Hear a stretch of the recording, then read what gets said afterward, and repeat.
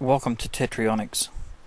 In this lecture we'll be covering the energy geometry of wave-particle duality, specifically that of quantum electrodynamics. The material within this lecture is all contained within Tetryonics ebook number 2, Quantum Electrodynamics, and this is available from YouTube, Pirate Bay, or on Google+. In the previous lecture we covered spectral line emission through the absorption and release of photon energies and the translation of nuclear energies to the photo-electron, and we developed a schema illustrated here in the center of the page. This schema shows us the various spectral lines and their association between the energy levels of atomic nuclei. Within this lecture, we'll be delving into the energy geometry of EM fields and comparing it to the standing wave geometries that form three-dimensional matter. As we noted in the previous lecture, three-dimensional matter is a standing wave of mass energies and is Lorentz invariant to its motion.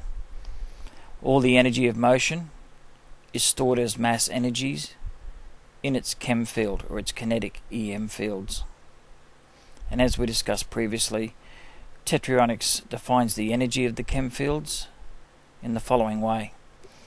The scalar energy, or the total energy of the field, is given by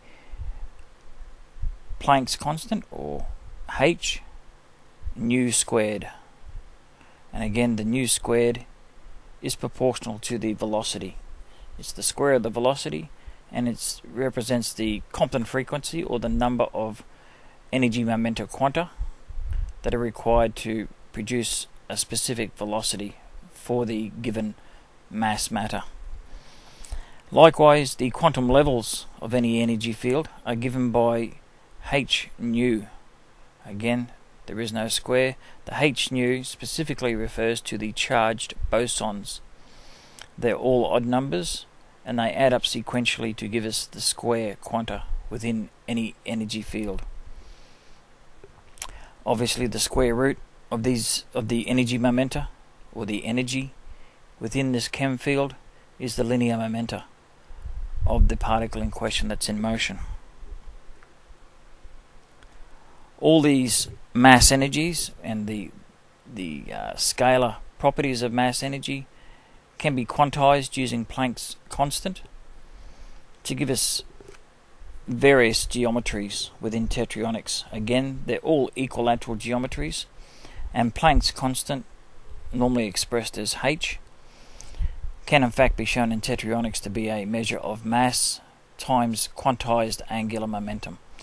And in this case, the quantized angular momentum is the equilateral geometry itself, as in a square geometry, and it's a measure of area. Of course, the mass matter, the mass energy quanta themselves can interact via their charged geometries to create differing fields and particle arrangements within quantum mechanics itself. The previous lectures on equilateral energy and of spatial coordinates and mass energy matter all cover these various geometries and how they're defined in quantum mechanics and in Tetryonics. At the foundational level, all Planck quanta, as illustrated here, are equilateral mass energies. They're a zero-point energy field consisting of electric and magnetic fields, and the orientation of the magnetic dipole is what determines the total charge of each quanta. Again, important to note that they are energy fields. They're two-dimensional. They have no z component. However, the opposite side of a negative charge is a positive charge, and vice versa. This is normally referred to in mathematics as a Lorentz transformation, or a shifting of the coordinate system when we're measuring the properties. And again, as a zero-point field of energy, of electromagnetic energy. It can be measured as a charged mass, where we measure the energy per unit of time, or per c², per second. You will note, as you see here, that in quantum mechanics particularly, the equilateral geometry, which is the angular momentum, the quantized angular momentum of Planck's constant, can in fact be drawn as a vector rotation, clockwise or anti-clockwise, dependent on the charge that it's modeling. This flux or rotation of energy within the equilateral geometry is not a physical rotation. This vector that's drawn is simply a electric symbol to indicate the flow of energy in a classical short-circuited quantum inductor. Again, this short-circuited quantum inductor closely resembles the properties as well as the geometry of Planck quanta. Throughout Tetryonics, you'll see that a large number of preconceived or known notions that you've been taught or that you've developed over time will have to be changed in order to accommodate the equilateral quanta that form the foundation for all mass energies and all matter. Obviously, Tetryonics has developed this to a high degree, and in fact, the first thing that comes up is the fact that standard square geometries or square numbers within quantum mechanics are in fact equilateral geometries. And as shown here, it's the boson quantum levels that combine the odd numbers geometries to give us square numbered energy levels. Again, obviously the term square is a misnomer. They are in fact equilateral triangles. Tetryonics itself has a color code that follows the spectral lines of all spectral colors, i.e. the rainbow, ranging from 1 indicated with red through to 9 indicated by black. This then repeats with differing intensities or shadings, transparencies, to create a color coding that matches or lines up to our decimal counting system. In the case of atomic transitions, the spectral colors red through to violet apply to atomic elements and their transitions within the various energy levels.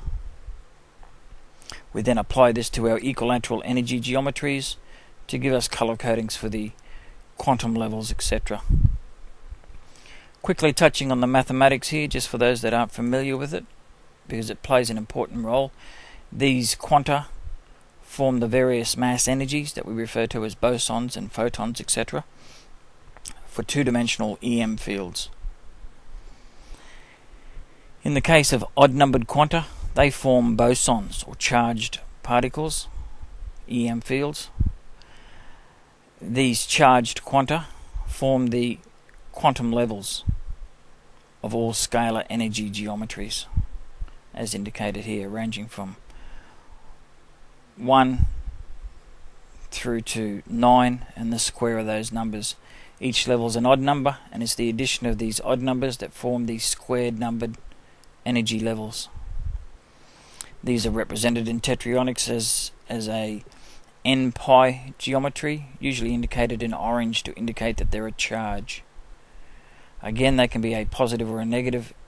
At the ends, in the case of bosons, they will exclusively have a single row with both ends being either positive or negative. You won't have a positive and a negative like this. And the odd numbered quanta, or the integer number of quanta that make up the odd numbers, the ends here in this case will be the opposite charge. So for a positive charge, we'd have two positives with a negative in the middle. For a negative ZW boson, we would have two negatives with a positive. Obviously, the addition of the positive and negative charges will give us the final charge, and in all cases, individual bosons are -1 charges or positive 1 charges, plus or minus W bosons. Where we have two bosons coming together, they form tau pi geometries or 2 pi geometries. Tetryonics, in the case of photons and EM waves, tends to use tau radians, and we again define the tau radian as the relationship between the circumference of a circle to its radius compared to that of its diameter in the case of pi radian geometries. This changes our units slightly for tau radians to give us a more natural expression of a 360 degree rotation, i.e. 3/4 of a rotation in tau geometries is 3/4 of a tau. Half a rotation is half a tau, and a full rotation is 1 tau, compared to the units that are generated due to the fact that there are 2 pi radians using pi radian geometries.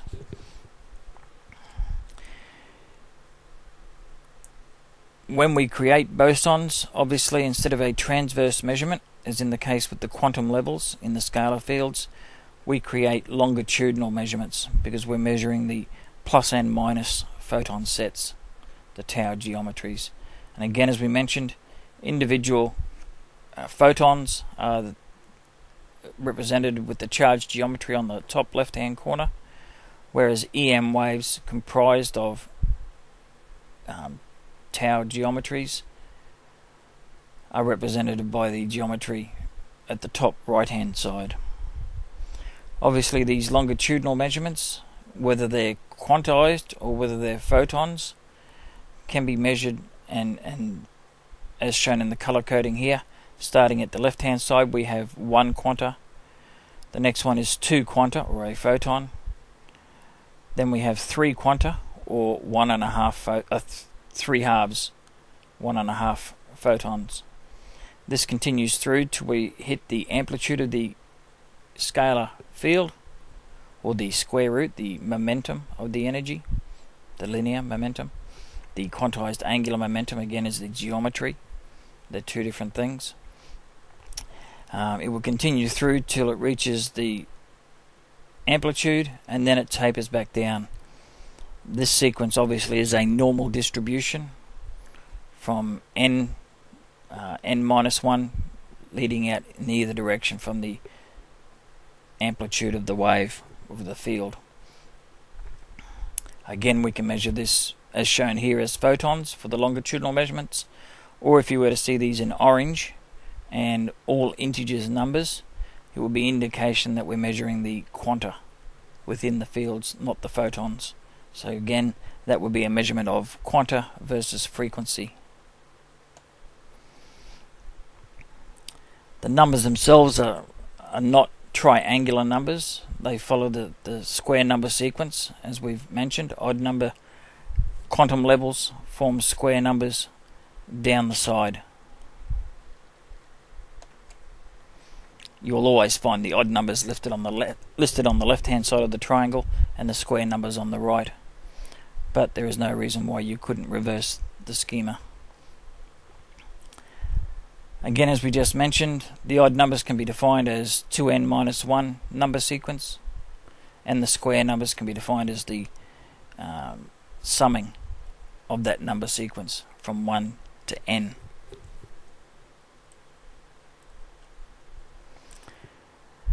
As we discussed, the linear momentum of the scalar energy fields is in fact the amplitude or the height of the equilateral geometry.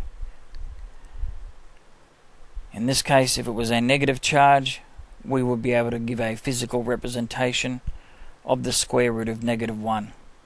In fact, due to charge arrangements within these equilateral geometries, which again result from the dipole arrangements of the north and south poles, we can have any integer number of quanta, and again we can calculate for the square root of both positive and negative integer numbers. Something that historically has been done within mathematics. However, in the case of mathematics, where you calculate the square root of a negative number, you don't get a negative answer, because multiplying a negative by a negative gives you a positive. So historically, the square root of -1 has always been considered to be an imaginary number, and the square root of -2 would be an irrational imaginary number, so on. In the case of Tetryonics, and relating it back to EM waves and photons, geometry of energy, we can in fact show a physical reality to Euler's formula.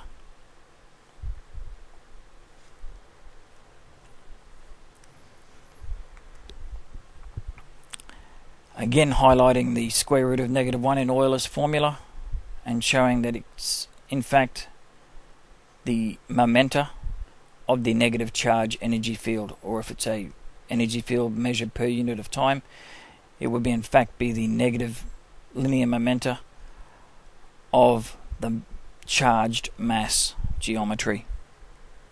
Obviously, knowing the mass and the momenta, we could then solve for the velocity that these quanta of energy would produce for any given mass matter arrangement. Obviously, in Tetryonics, as we touched on in the previous 2 lectures, we can calculate all the phase differentials, both in the longitudinal and transverse directions within an EM wave, and we can solve for E-field modulations or sine waves, as well as the magnetic field oscillations within any field. And in fact, we showed that there is in addition to the 90-degree offset between electric and magnetic field changes within any EM wave, there is in effect a lateral offset as well between the E fields and M fields again. For further detail on this, it's best to look at the previous lectures in more detail, or download the ebook so you can get a very clear idea of what's going on. And again, the best way to do it is to cut out the templates and build models of photons or quanta, photons and EM waves. But all the mathematics of Euler's formula, along with Newton's and Leibitz's calculus, differentials, integrals, etc., apply directly to Tetryonics, because it's the energy geometry that is the foundation for all the physics. The math is just our way of describing these processes and the geometry in a formal sense. Now that we have the geometry, we could, if we so choose, abandon the math and rely solely on the geometry. Obviously, in the case of the number system and the mathematics, as I just mentioned, we can represent any integer number between positive n to negative n, and we can show the energy and the momenta, the linear and quantized angular momenta, for the mass energies of these fields. We can show how the masses, the charges themselves, create net charges, and how the quantized angular momentum gives us the relationship between frequency, wavelength, and the velocity of propagation. Again, we can express these in terms of transverse quantum levels or bosons, or longitudinal photons of energy. Again, remembering the difference that it's 2 quanta for every photon. The established formulation of Planck's formula for energy and Einstein's formula for the frequency of light does not apply directly. You have to be very careful when specifying between quanta and frequency. This has been normally expressed as Planck nu equals energy, which equals hf or Planck F in the case of Einstein, when in fact photons and bosons are completely different geometries, and it is in fact 2 Planck nu equals 1 Planck frequency. Again, the more correct expression would be going back to the square geometries or the square quanta and say 2 Planck nu squared in the case of energy, because energy is a scalar square geometry. Planck nu normally refers to the transverse boson, and as such it's an odd number. So a direct relationship between photons and bosons is 2 to 1, and again in both cases the energy relates back to the squared energy geometry, or the equilateral energy geometry of all EM mass energies. As a quick refresher for those that have skipped the other lectures and the ebooks and are new to this, obviously we can measure a square meter in any geometry, be it circular, square, hexagonal, triangular. In the case of Tetryonics, one of the first major discoveries was in fact the equilateral geometry of square numbers, and it was key to developing Tetryonic theory to the extent we have. In fact, the equilateral energy fields are the energy momenta of Planck's constant. Again, being careful to differentiate between the linear energy momenta of a system compared to the quantized angular energy momenta of a system. In the case of quantized, it's the equilateral, not occasionally represented with the vector rotations for the electric energy flux, or the electromagnetic energy flux. In the case of the linear momenta, or energy momenta, it's the square root of this geometry. As I just mentioned, the quantized angular momentum, as shown here with the golden triangle made up of energy quanta, is represented or written normally as QAM, or shortened back to just capital A for alpha. This constant is in the geometry itself is what gives us the charge of Planck's quanta and of charged masses itself. Again, it's the arrangement of the dipole, of the magnetic fields within the dipole, that gives us the electric charge. In this case, a north-south arrangement, where the reading left to right obviously will give us a positive charge, positive electric field, whereas a south-north will give us a negative charge. And again, both positive and negatives are opposite sides of the same energy geometry.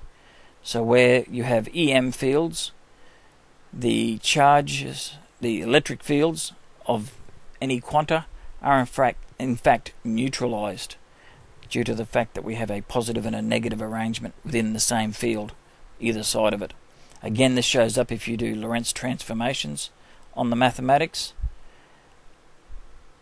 And again, if we combine two Planck quanta to form a photon, we again neutralize the fields on both sides. So instead of having a charge on either side, we then have a neutral, because we have a positive-negative arrangement where it's coupled through the weak force of its magnetic dipoles to form a transformer arrangement where the energy will be modeled as circulating continuously from positive to negative in the transformer fashion of a one-to-one coupling of the two fields.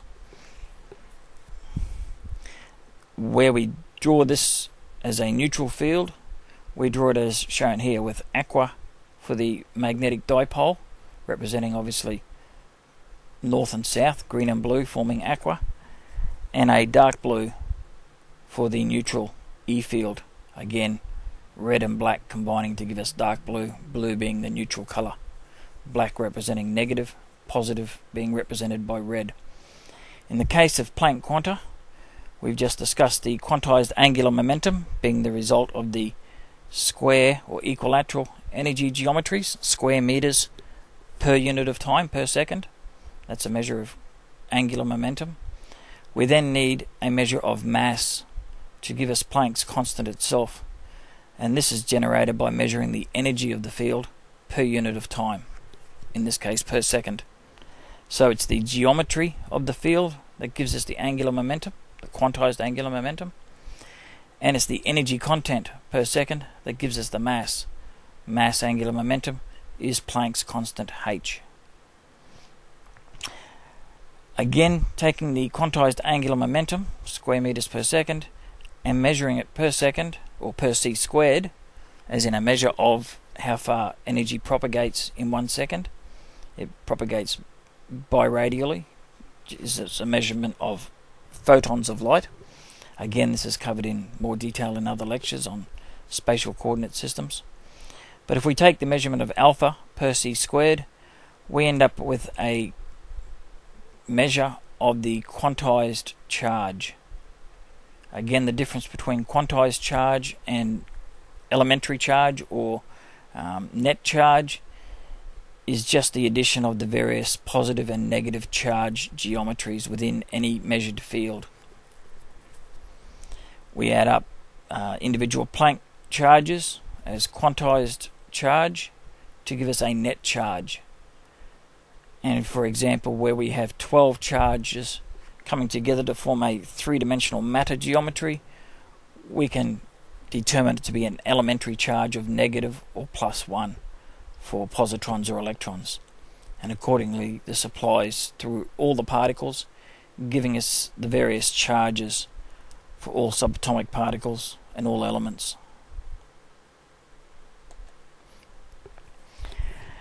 Tetryonics obviously shows that all quantized energy and mass is in fact equilateral in geometry. There is no other geometry that works to give us our particles.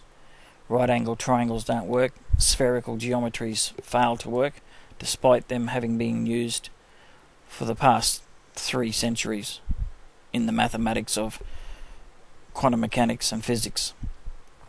In this case, the equilateral geometry has all the same properties of an ordinary equilateral triangle or 2 right angle triangles back to back. Given this, obviously the square root of any equilateral triangle is square root 3 on 2, because the base will be 2, not 1.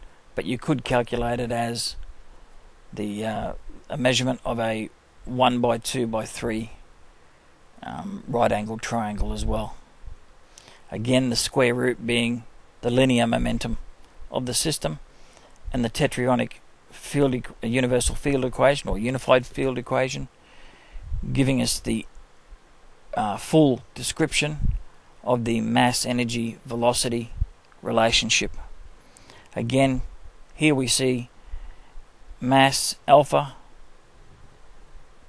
nu squared, or Planck quanta squared, is in fact the same as mass velocity squared. The relationship between the classical and the quantized formulation for energy is a result of its equilateral geometry. And that's why wherever you see the equilateral geometry, you can take it as written that the apex of the E field is the velocity, and it's a v squared quanta or Compton frequency that gives us that velocity. Again, it's the Compton frequency, or the number of quanta within the field, and their energy momenta, divergent and convergent, that gives us a net divergent force from the field, creating a given velocity for any energy for any given mass. And this was expressed by Newton with his second law of motion, F equals ma. For any given mass, we can calculate the acceleration given the force, or one or the others from the others. Again, most of Newton's work was done as an expression of the change of momenta in a system, in which case it's the linear momenta that we're measuring in Newton's case, and we can put an F at the base of the triangle to represent the force.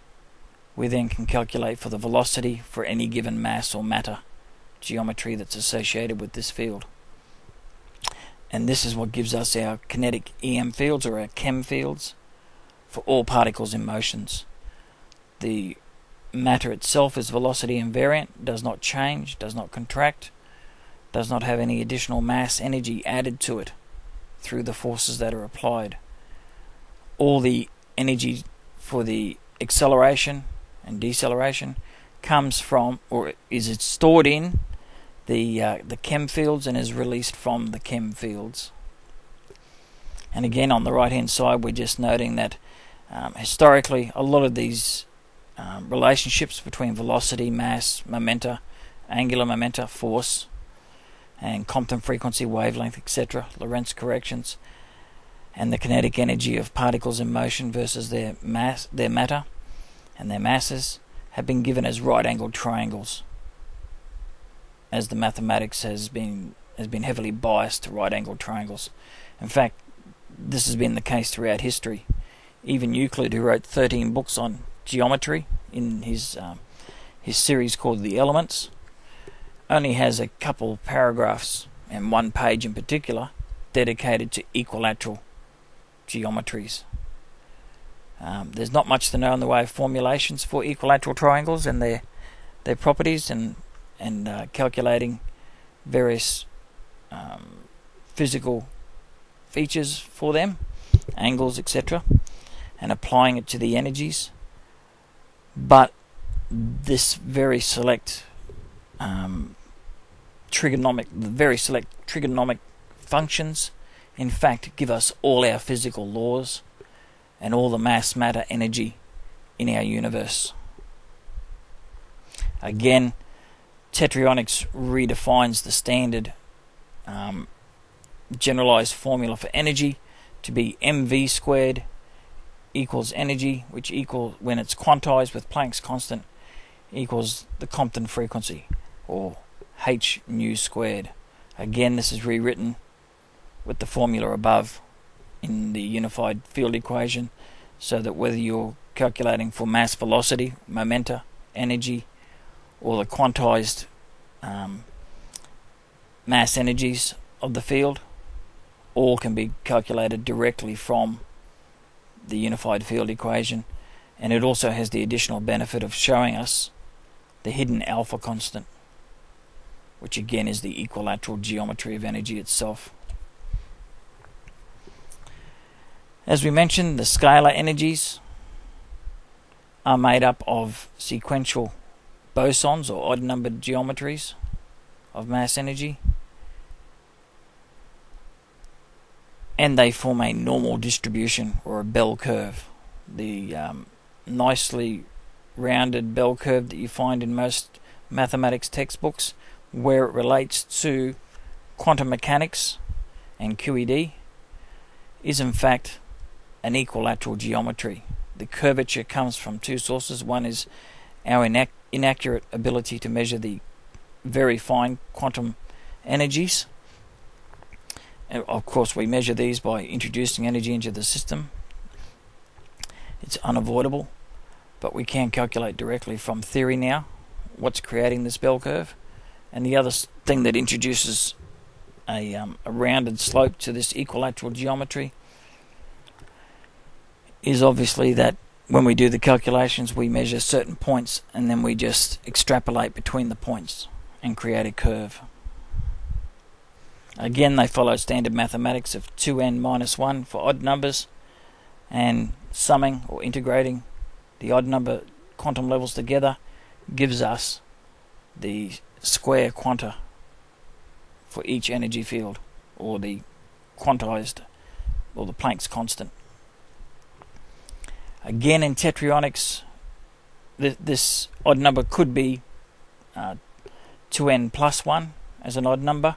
We choose 2n minus 1 obviously because there is no 0, and it works fine for calculating the odd numbers. But more importantly, it's more accurate when we come to the normal distribution, where the distribution falls off as n minus 1 left and right laterally of the amplitude of the energy field. So, in keeping it simplistic, Tetryonics defines odd numbers as 2n minus 1. So within that, we've just briefly covered all of the quantum mechanics and the equilateral energies that create mass energy and go on to create matter in our universe. Tetryonics, just quickly here, obviously we have our Planck constants, positive and negative masses, or mass energies, at the bottom left-hand corner, along with their mass value. Obviously you could multiply this by c squared to give you the energy content. for these same geometries. In the case of masses, where in the bottom ones we have energy, even though the amount's given in mass amount, we have the energy geometries because there is no unit of time or circumscribed circle around the energies. If we were to calculate for the masses, in most cases you would see a circle of c squared or c to the fourth around the geometries. 2D planar Euclidean mass energies have no z component. They do have a positive and negative charge each side, as I mentioned, but there is no thickness to the energy, and this is important when it comes to superpositioning particles for force to create forces between particles, and where we combine EM fields and photons to create white light, etc. We can add as many of these two-dimensional mass energies together as we want, and we'd still have no z component to the field itself. Where we have mass energies, in Tetryonics it's given as n pi. If there's a charge, it will either be a red or a black for positive or negative charges. Again, energy. In this case, because it's a mass that we're looking for, we have per c squared, or per unit of time. So here's the energy component. Here's the component that gives us the mass, which again is given here, but it's part of the Planck's constant. And we have the geometry itself, n pi. This may be an odd number, in which case we would distinctly have a charge of positive or negative, or it may be any number between 1 and infinity practically, or whatever number it is when you break all the matter in the universe down to its mass energy. You could then calculate for the total energy content of the universe. And again, if you collapsed everything down to the energy and stacked it on top of each other, you would have a 2 pi field of white light with no thickness. Just an incredibly high Compton number and a very short wavelength for any given period of time. Again, as we mentioned, without the unit or the circumscribed circle representing a time measurement, we just have energy. And of course we can describe the linear momentum of the energy momenta of the system by taking the square root. If we didn't have the linear momenta and we highlighted the equilateral geometry, we would obviously be talking about Planck's constant. These two-dimensional mass energies can obviously interact via the weak force on their dipoles and via their charged mass geometries, their equilateral geometries, fascia to fascia. And in doing this, the first thing that's formed through the weak interaction is tetraons of matter, or tetrahedral geometries. In difference to the flat two-dimensional mass energies, tetraons are standing wave geometries. They are tetrahedral and they are three-dimensional. They take up volume. So therefore their measurements have to be a spherical volume of space, or at the very least a Cartesian measurement of space, a Cartesian coordinate system. The difference between spherical and Cartesian being c cubed for Cartesians, c to the fourth for spherical regions. Again, in most cases in relativity and in Tetryonics, we use c to the fourth because the spherical measurements allow us to give and measure negative geometries and things like that, whereas with the Cartesian we have only a positive z-axis. In fact, this becomes very important when we look at entropy and black holes and things like that, where again the mathematical formulation is incorrect. Where we have matter quanta, or tetraons, they come together obviously to form tetrayonic matter, and this is described as T-pi geometries. Again, they have energy content and we can measure their mass content. But importantly, you'll note, as we've discussed previously, that while you can divide c squared into c to the fourth, so you can calculate for the mass content of matter, you can't calculate for the matter content of mass, because c squared can't be divided by c to the fourth. or you can't take a spherical measurement, a three-dimensional measurement, in a two-dimensional flat Euclidean plane. Again, in the case of energy itself, exactly the same as mass, same units of energy, same geometries. There is an equivalence between mass and energy, and that equivalence is c squared.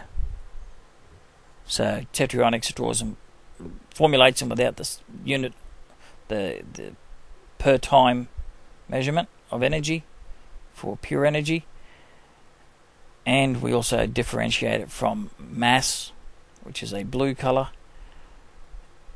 by giving it a red color for energy, and obviously a green color for matter.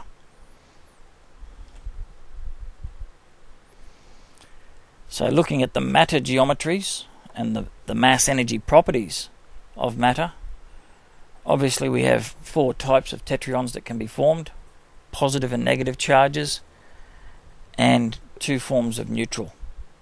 In both cases they both have two positive and two negative charges in their geometry, whereas the charged geometries have either all positive or all negative charged fascia.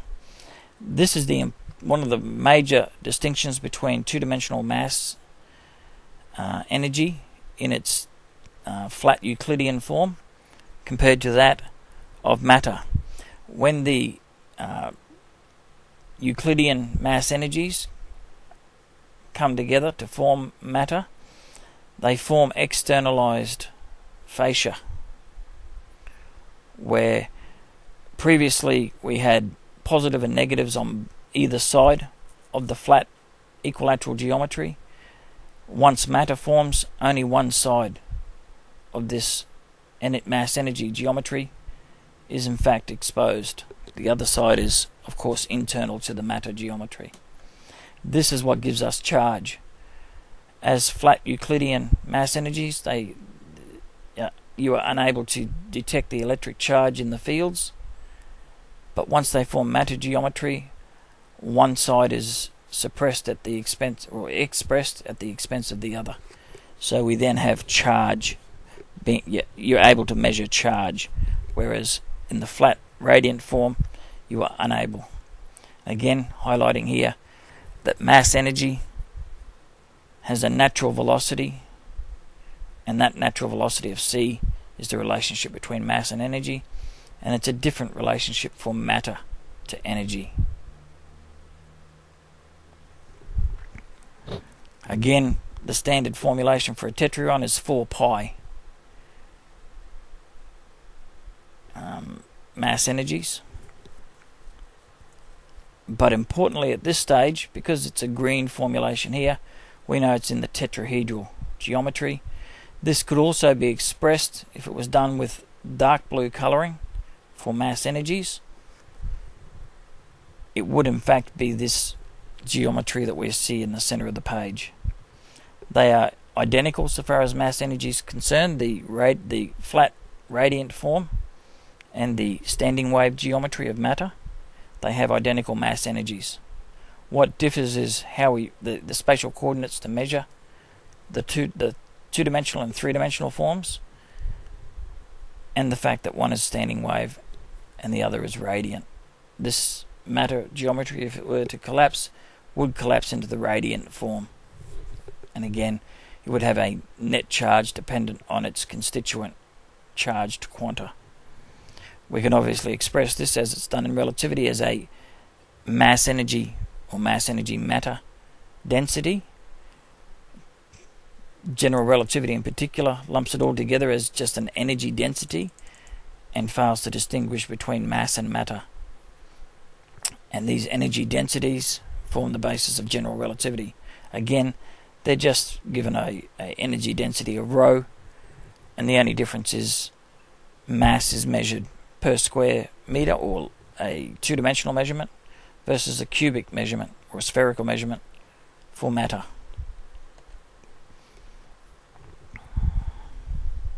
Again, just a quick refresher here.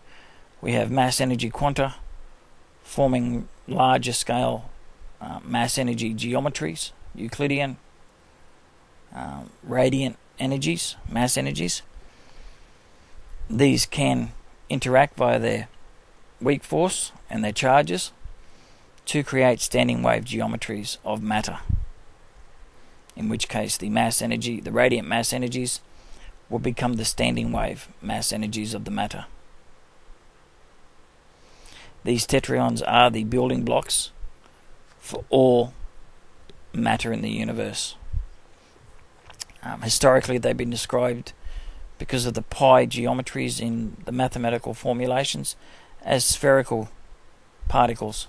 Well, in fact, the tetrons themselves have never been described. Quarks, leptons, baryons, and elements themselves have been described as spherical geometries because we've deduced about them from planets, etc., large-scale matter, and we've used the mathematical formulations. In fact, the 4 pi formulation for a sphere applies equally to a tetrahedron.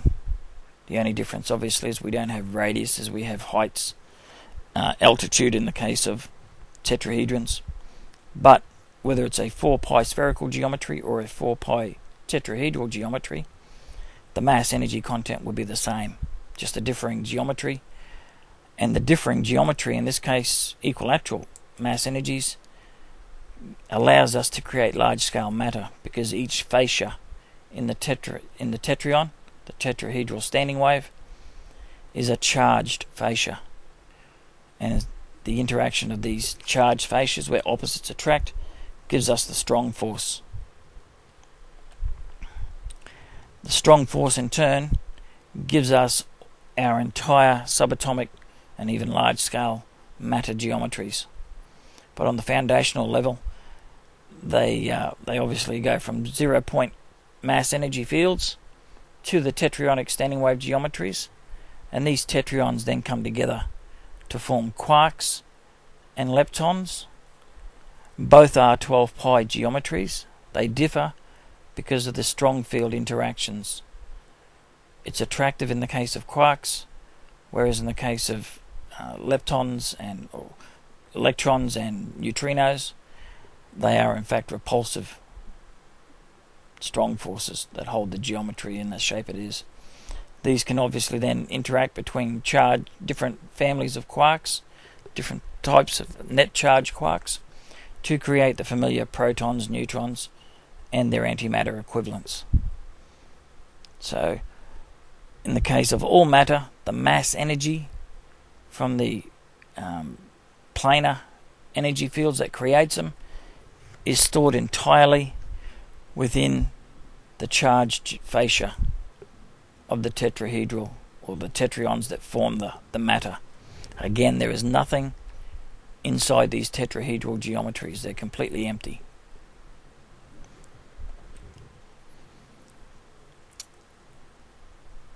And as we've just discussed, the tetronic matter, or what was called fermions, in the case of subatomic particles, where two particles cannot occupy the same space because of their three-dimensional geometry, and again because of their charges, is fully explained using Tetryonics.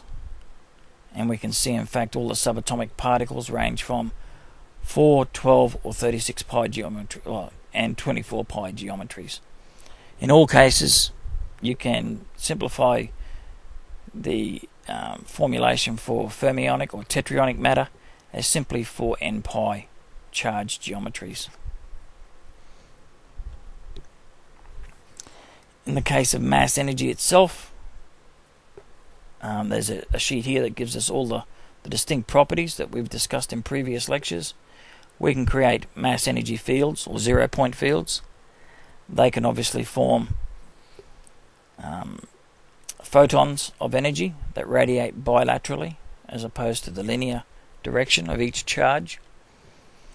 We can measure them as mass, or their quantized angular momentum, or their linear momentum, or via their electric and magnetic fields. Again, all these properties are shown in the geometry of Tetryonics, and in fact we can model all particles in motion using tetronic geometries. Obviously the chem field of a charged particle in motion is reflective of the net charge of the particle that is in motion.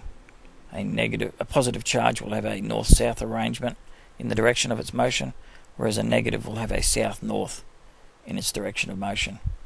And obviously these fields can come together a number of ways. They can come together and form electrostatic or magnetostatic fields, or they can form particles themselves. But in all the cases, they're all formed from equilateral or square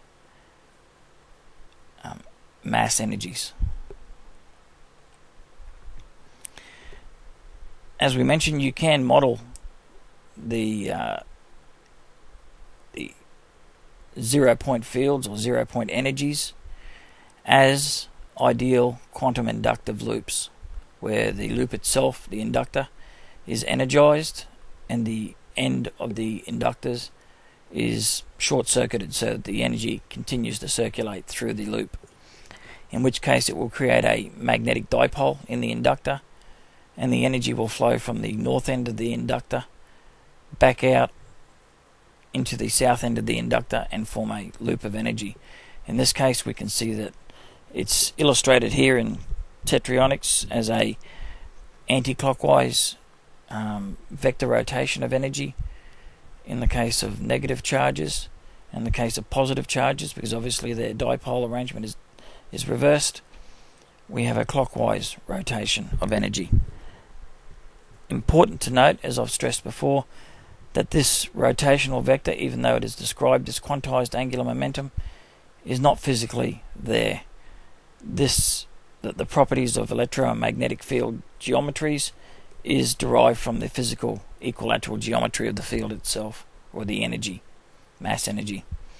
And as I just mentioned, doing this, we can clearly show the relationship between classical inductive loops and quantized 0-point fields. The inductors are known in electrical engineering as electrical masses because they resist changes in this configuration. If you try to add energy to the system, it will fight that energy until you eventually add it, at which point it will be quite happy to maintain it.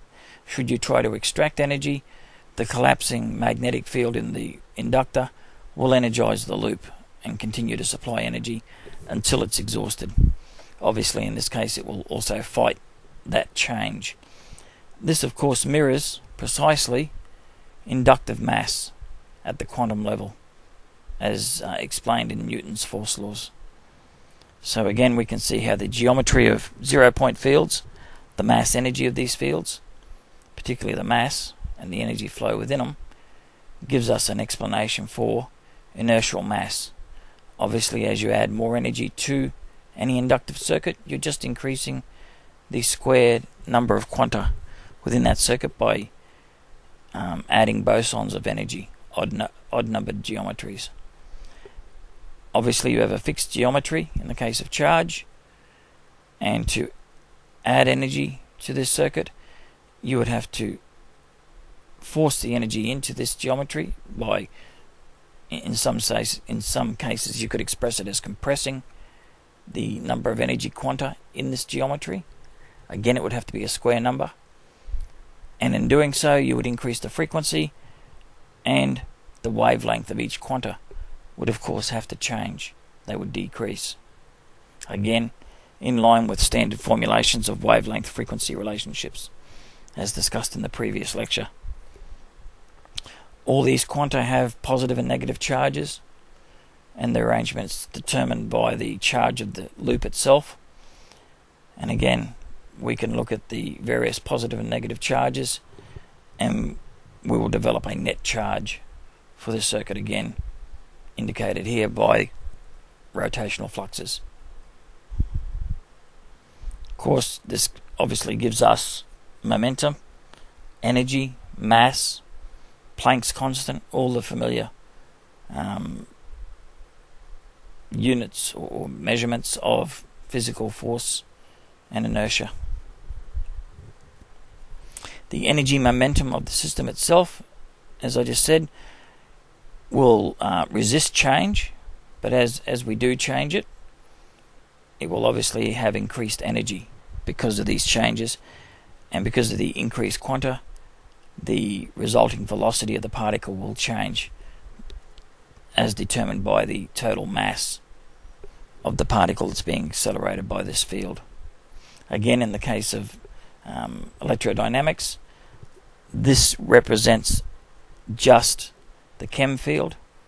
The mass of the matter will be accelerated by the energy in this field. Whereas, equally, this mass could represent the inertial mass of one charged fascia in matter, i.e. the inertial mass of matter itself. They're both equivalent, they're both the same things. They're just different geometries and different physical properties within physics itself. Of course, as we've discussed, we can take the square root to give us momentum, and the scalar field itself is a measure of energy, so we can develop all the classical formulations of mass velocity squared. And of course, we can do the same thing where we quantize it, or look at the equilateral geometries in terms of quantized angular momentum instead of linear momentum, in which case we develop a quantized view of the same scalar energies. Formulations are different, classical versus quantum formulations, but the geometry in Tetryonics remains the same. And of course, any changes in momentum can be expressed, you can show here, as shown here, that by adding additional energy momenta, or specifically momentum, mass velocity, to this system, we change its net momentum.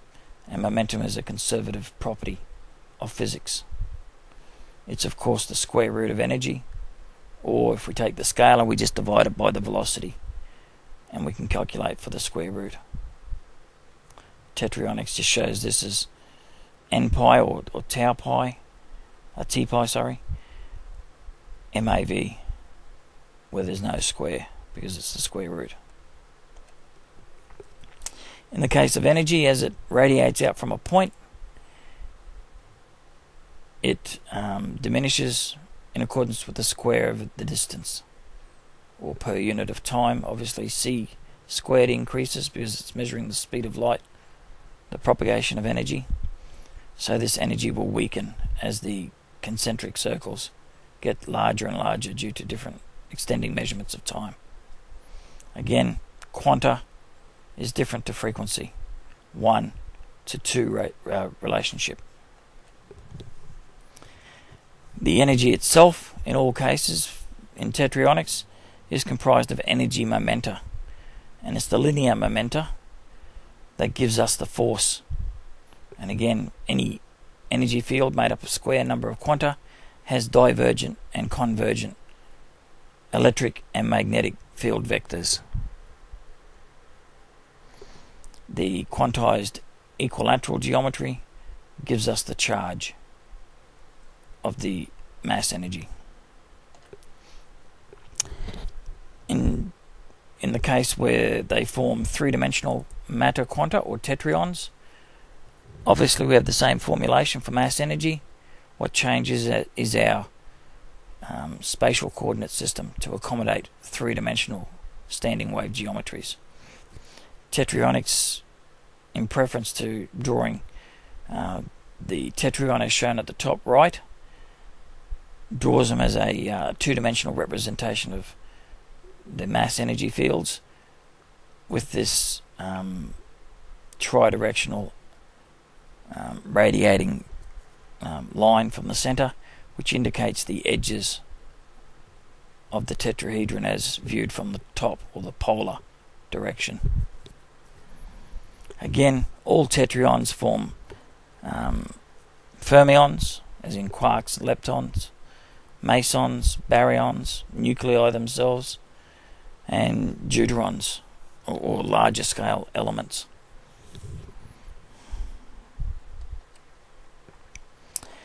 The two-dimensional mass energies are additionally utilized in our current technologies to give us electricity. It's the energy momenta per equilateral geometry that gives us all the properties of electricity, voltage, current, the forces, the magnetic fields of charged particles moving in conductors, all potential differences to do work. All of our modern technology is based on the equilateral geometries of energy, and by doing work to separate charges from each other to create positive and negative charges, and delivering these charge energy momenta to different places, we can do work at remote locations, and this is what electricity is. Again, the lecture on electricity itself will give you far greater detail than what I'll go into here.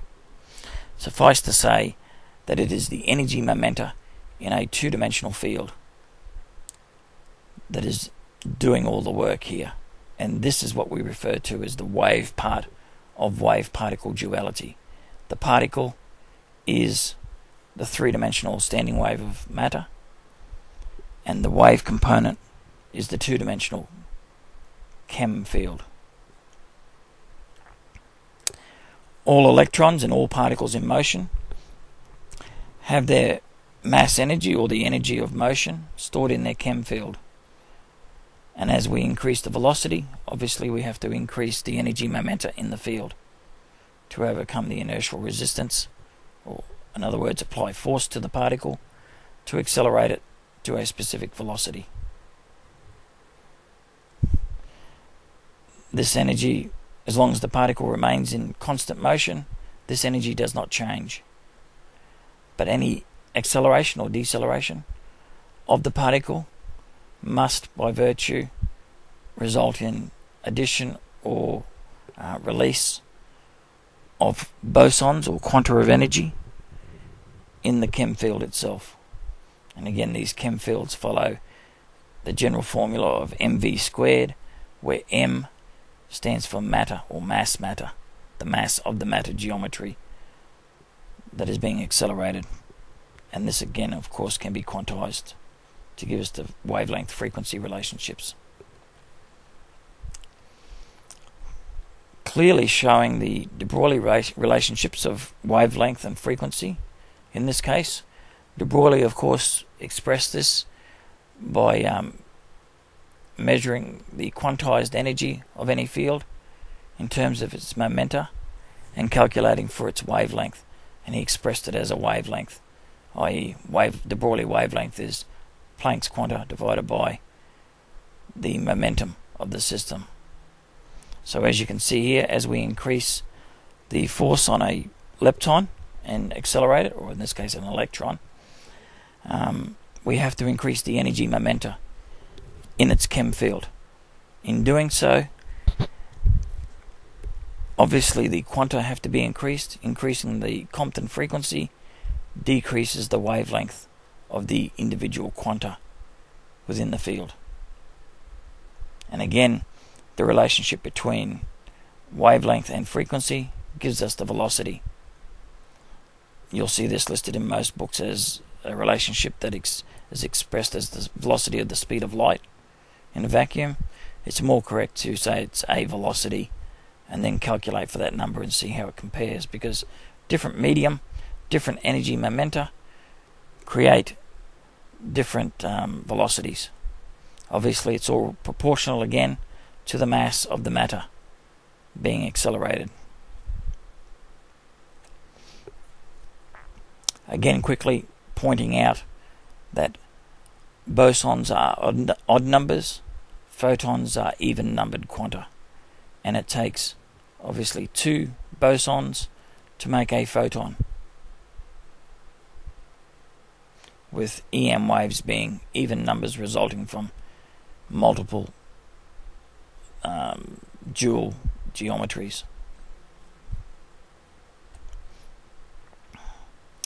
And of course, in the case of bosons and photons, they have distinct geometries, because a boson is a transverse measurement of energy, or a quantum level, and a photon is a longitudinal measurement of mass energy.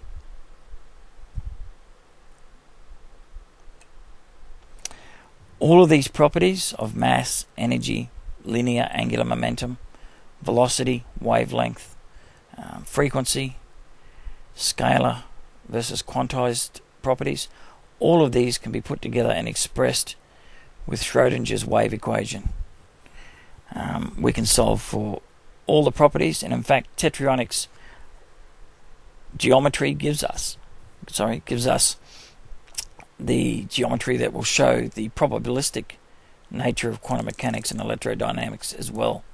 Again, we can replace all the mathematics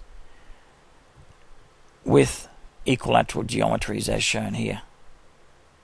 We can color code these geometries to give us the various properties and to show us quickly the probabilities of energy, momenta, etc. within any EM wave or any mass energy geometry. As we've mentioned in previous lectures, a single boson or Planck's quanta is in fact the 0-point energy. It's the equilateral geometry measured per unit of time that gives us Planck's constant, and it's a positive or negative charge dependent on the side that you measure it. This obviously, as it's 1/2 of a frequency, can be expressed as half HF, and this is how you'll see the standard formulations for 0-point energy expressed. Two quanta can come together to form the photon.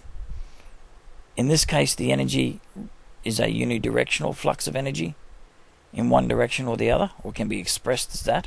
In fact, it's just a geometry, but it can be expressed as a unidirectional rotation of energy within the geometry. And in the case of a photon, it's in fact a quantum harmonic oscillator, because the energy will circulate in a transformer fashion, or coupled inductors, from the positive to the negative field continuously. It will oscillate within this geometry, whereas it rotates within the inductive geometries.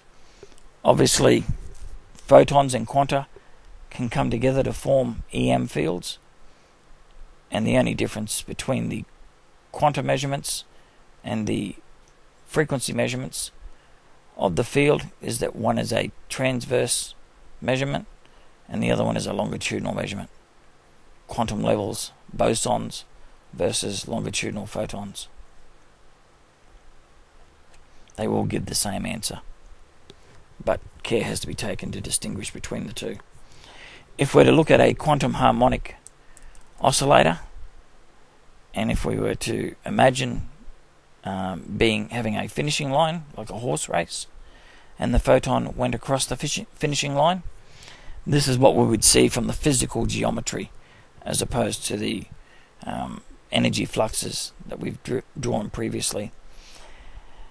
As the photon approaches the line and crosses over it, we start with a 0 E field, which then climbs to a maximum E field.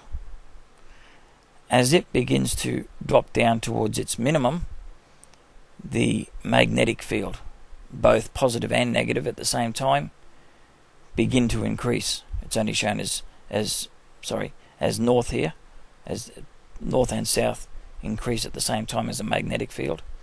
It's shown as north, but in fact it's a north-south relationship depending which side you're viewing it at. Again, Tetryonic geometry shows us more than the math can. As this magnetic field increases to its maximum, the E field drops down to its minimum. When the magnetic field is at its maximum, the E field then begins to climb to a maximum negative field, and as it's doing so, the magnetic field drops to its minimum. As the negative E field then begins to taper off, again the maximum is the widest amount of quanta. Where it's the maximum positive, it's the most amount of positive quanta. As it drops back down to a minimum before the next photon begins, obviously we have a drop off in the in this case there is no magnetic field, but there would in fact be a photon beside this, either side. And if you were to see that photon sitting beside it here, you would see that at this point there is a 90-degree phase relationship, the magnetic field would begin ramping up again as the E field dropped off. So looking at a single quantum oscillator, we can see the harmonic oscillation or the sine wave properties, measured sine wave properties of photons or EM waves is in fact the result of their equilateral geometries and the differing strengths of electric and magnetic fields from as expressed as a distance from their source is the result of their geometries. All of these properties, so far as energy, mass, etc., wavelength, frequency, come together, and as we've said before, two-dimensional energy fields can superposition on top of each other to form a single white light EM wave. By passing these EM waves through a medium where the velocity changes with respect to the frequency wavelength of each wave, we produce the individual colors. Again, this is why Tetryonics expresses wavelength frequency relationship as a velocity as opposed to just saying it's related through C. Obviously the velocity is slightly different for these differing frequency wavelengths for each wave, and it's this different velocity of propagation in the medium that allows us to disperse the white light into its constituent colors. So using tetrayonic geometry in the case of mass energies, we can show that quantized energy and mass form scalar fields or electromagnetic fields of energy, and measurements of this energy per unit of time gives us measurements of mass. The dipole arrangements of the magnetic fields gives us the charges of each mass within the field. So it's appropriate to describe photons as having mass energy. Again, as discussed in other lectures, this mass does not cause the bending of light in gravitational fields. Light, in fact, has no matter geometry, so it's matterless. Therefore, it is weightless in a gravitational field. Gravity does not affect EM waves or photons because they have no mass. They are purely flat, two-dimensional mass energy geometries. Again, these geometries are made up of photons as they're measured in most cases, because we're measuring the E field oscillations, the effect on charges. They contain scalar energy, which again has transverse bosons making up these energies. So you will see in textbooks mentions of transverse masses versus longitudinal mass. It's simply, in this case, expressed in Tetryonics as bosons versus photons.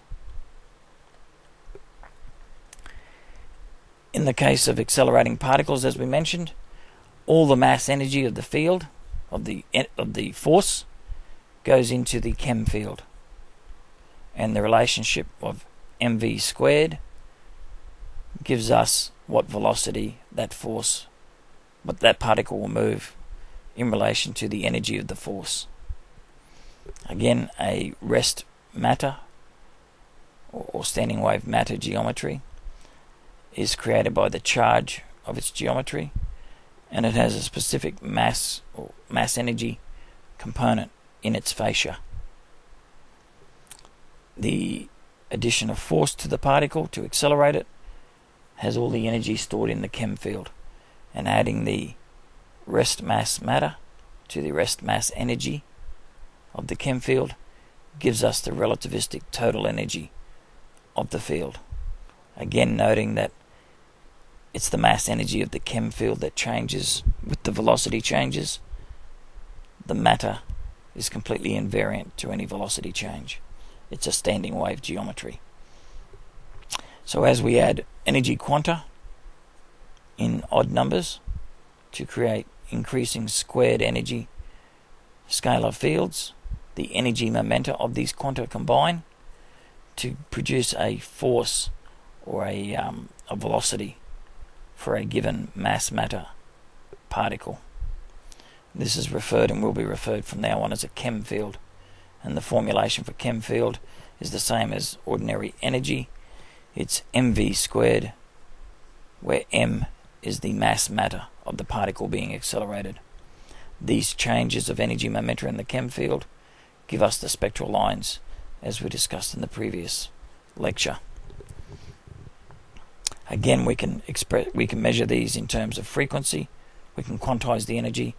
We can measure the longitudinal photons, or if we measured the bosons, the quantum level changes, we would in fact say h nu. Or more appropriately, if we were measuring the total energy, it would be h nu squared. In this case, we're looking at the photons or the bosons released to create the photons. As we show here, the bosons have a distinct geometry to that of photons. They're transverse versus longitudinal waves, and because the bosons are equilateral geometries compared to the tau or 2 pi geometries of photons, they produce distinctly different energy momenta geometries and number. We can look at the number and assign color coding in the case of longitudinal photons within any EM wave, whether it's an EM wave or a chem field. The only difference being a chem field is a unilateral field, one direction or the other, whereas a electromagnetic field is a bidirectional field. Again, similar to bosons versus photon fields. In the case of measuring the photons, we can assign colors to the photon distributions within the EM field, and we can calculate the probability of finding discrete energy levels within the EM wave. Obviously, the most likely point to find a specific energy or a specific number of photons, where you're most likely to find a photon, is at the center of the field or at the highest amplitude of the field, where its linear momenta is applied. We can see this here. It's expressed as a wave function, but we conceive the wave function in geometric terms, as shown here for the squared energy levels of EM waves. Again, in this case, squared energies applied to squared number of photon geometries. A 64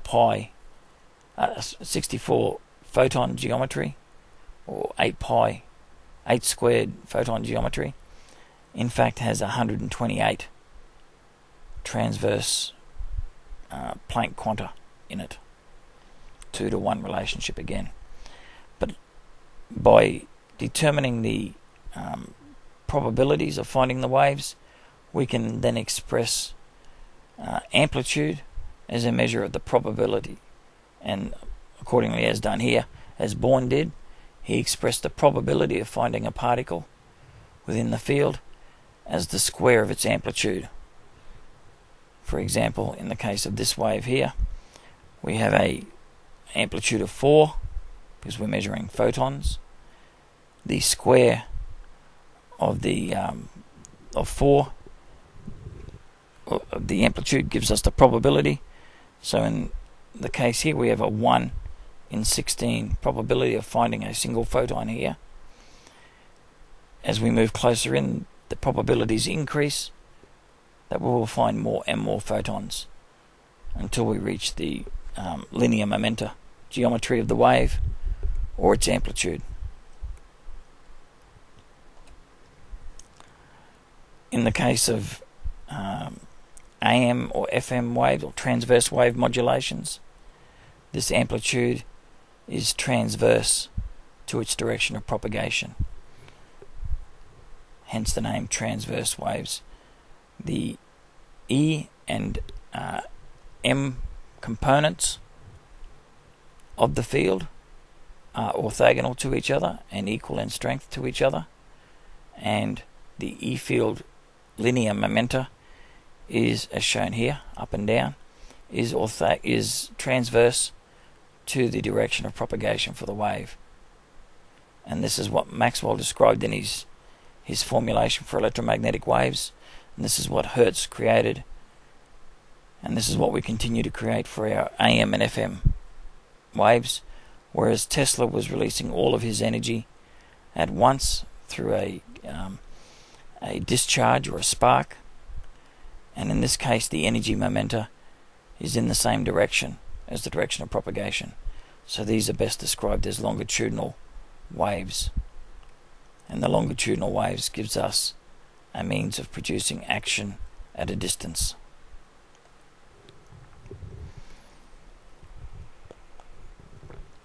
The transverse waves in current technology, AM and FM, are produced by oscillating electrons within a circuit.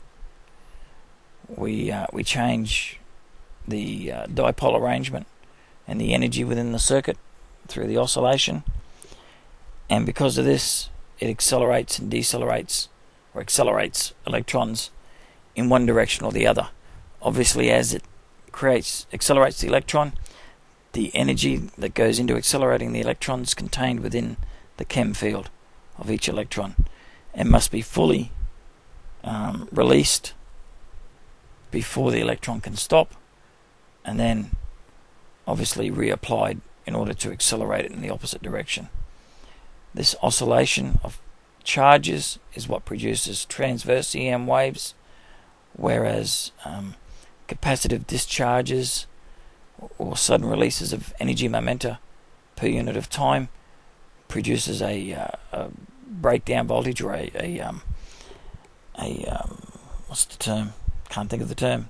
A discharge at once, a spark, and this is what Tesla was doing with his work. And as opposed to creating transverse waves, it produces longitudinal waves from the source. A more elaborate picture of the oscillating of the charges with the chem fields.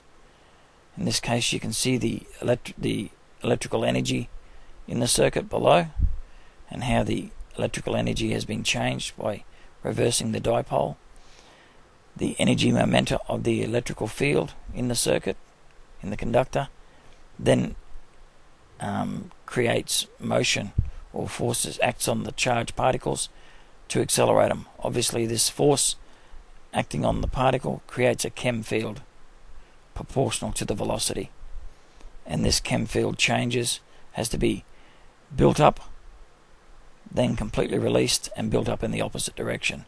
This creates our transverse waves from the oscillations. Again, you can measure this as simply a force-mass relationship between the electron and the electrical energy supplied to the circuit, to the oscillator. And the more energy that's applied, the greater the force, and the greater the chem field, or the amplitude of the transverse wave that's produced. We can superimpose these oscillations on a carrier signal to create an AM signal with upper and lower sidebands.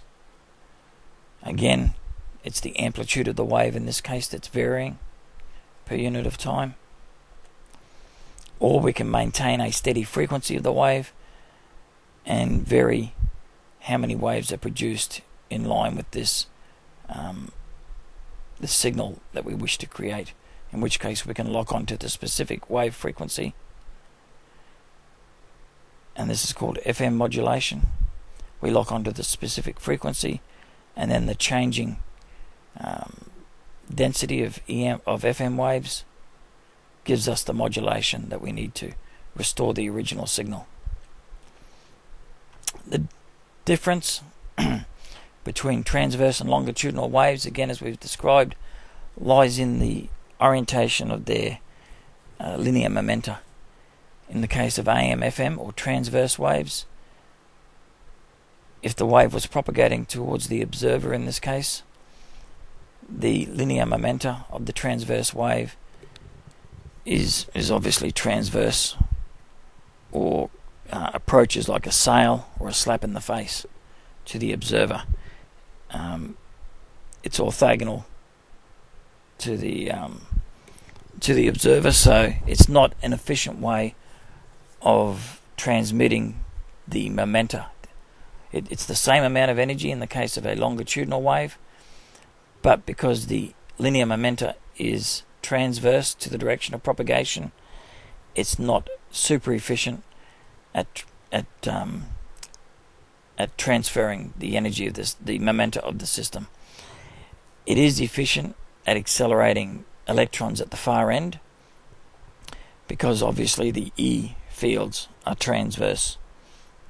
So if a stationary charged particle was encountered, the varying E fields with the energy momenta will accelerate the particles up and down at the far end, and this is what happens in current radio transmissions. In the case of longitudinal waves, because the energy momenta is in the same direction, or collinear with the direction of propagation, it's extremely efficient at relaying or transferring impulses of momentum from one point to another, or transferring work from one point to the other. So in the case of longitudinal waves, utilization of longitudinal waves will be extremely efficient at providing usable work energy at remote locations, as opposed to transverse waveforms. Again, Tesla noted these as stinging rays, and they're quite capable of killing people at high voltages, because obviously as the voltage increases, so does the number of energy momenta quanta. So the momenta and the force increases in proportion to the voltage.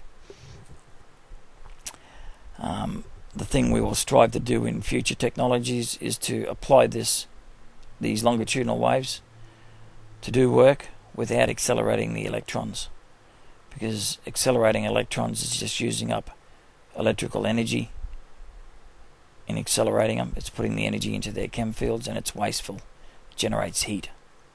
Of course, because these energy momenta line up, we can in fact produce almost instantaneous translation of energy from one point to another, because these energy momenta line up, and this gives us the mechanical basis for action at a distance, as expressed in Newton's formulation for gravity, as opposed to Einstein's formulation. As we mentioned, as the voltage or the energy momenta in any discharge increases, obviously the linear momenta, or the square root of this energy, will produce higher and higher momenta to any object that it encounters in its direction of propagation. And it has been measured by Wheatstone over a century ago, possibly longer, that this momenta and this energy can propagate faster than the speed of light. So we can use the electric and M fields to do oscillation and provide energy, and additionally we can use the momenta of the system to do work, whereas in transverse waves they are extremely inefficient at doing work, despite having exactly the same energy momenta. Obviously we can polarize the longitudinal waves as well, and it's the lining up of the energy momenta between the voltage or in the discharge that gives us equal and opposite action and reaction at a distance, as expressed in Newton's laws. As I mentioned, Wheatstone set up an experiment and measured the velocity of propagation, and it is in fact greater than the velocity of the natural speed of energy in a vacuum. And the reason why it's greater than the natural speed is because you can in fact firstly increase the energy momenta content for the discharge, or the voltage, the energy per charge. You increase this sufficiently, the relationship of velocity to the energy is V on C. you have sufficient energy momenta, you can in fact exceed c, and that was the case here. And additionally, if you've an established spark, you can with an established longitudinal wave, you can propagate impulses of momentum almost instantaneously along the length of the longitudinal wave. This brings us into electrodynamics, where we've firmly established the wave properties of mass energy as opposed to the mass energy properties of matter. One is a radiant two-dimensional field of mass energy, the other is a three-dimensional standing wave of mass energy. Hence the term by nature has mass and energy associated with it, whereas two-dimensional mass energy fields do not have the property of matter associated with them. Tetryonics, using tetrayonic geometry, we can draw all the various relationships for photons, be they mass, energy, wavelength, frequency, velocity, the speed of energy, the velocity of propagation, the Compton frequency, the de Broglie frequency, and we can relate them in terms of transverse measurements and longitudinal measurements. We can draw all of this, whereas historically it's been expressed purely mathematically. The advantage in having the geometry is obviously the mathematics describes the geometry of energy, and by having the geometry we can then define what can or cannot be done so far as operations on mathematical equations.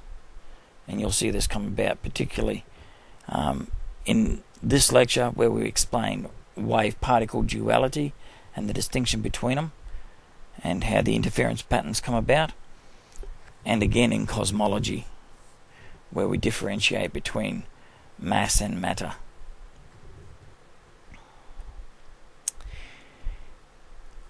In the case of wave-particle interactions, the best example is photo-electrons within elements, or spectral line production. Again, as we apply a force to an electron or a particle of matter, the energy associated with this force is stored in the chem field and results in a specific velocity or momentum, which in turn gives a specific velocity for the mass matter of the particle associated with it. So again, we apply a force, as we've shown previously, to the base of the triangle.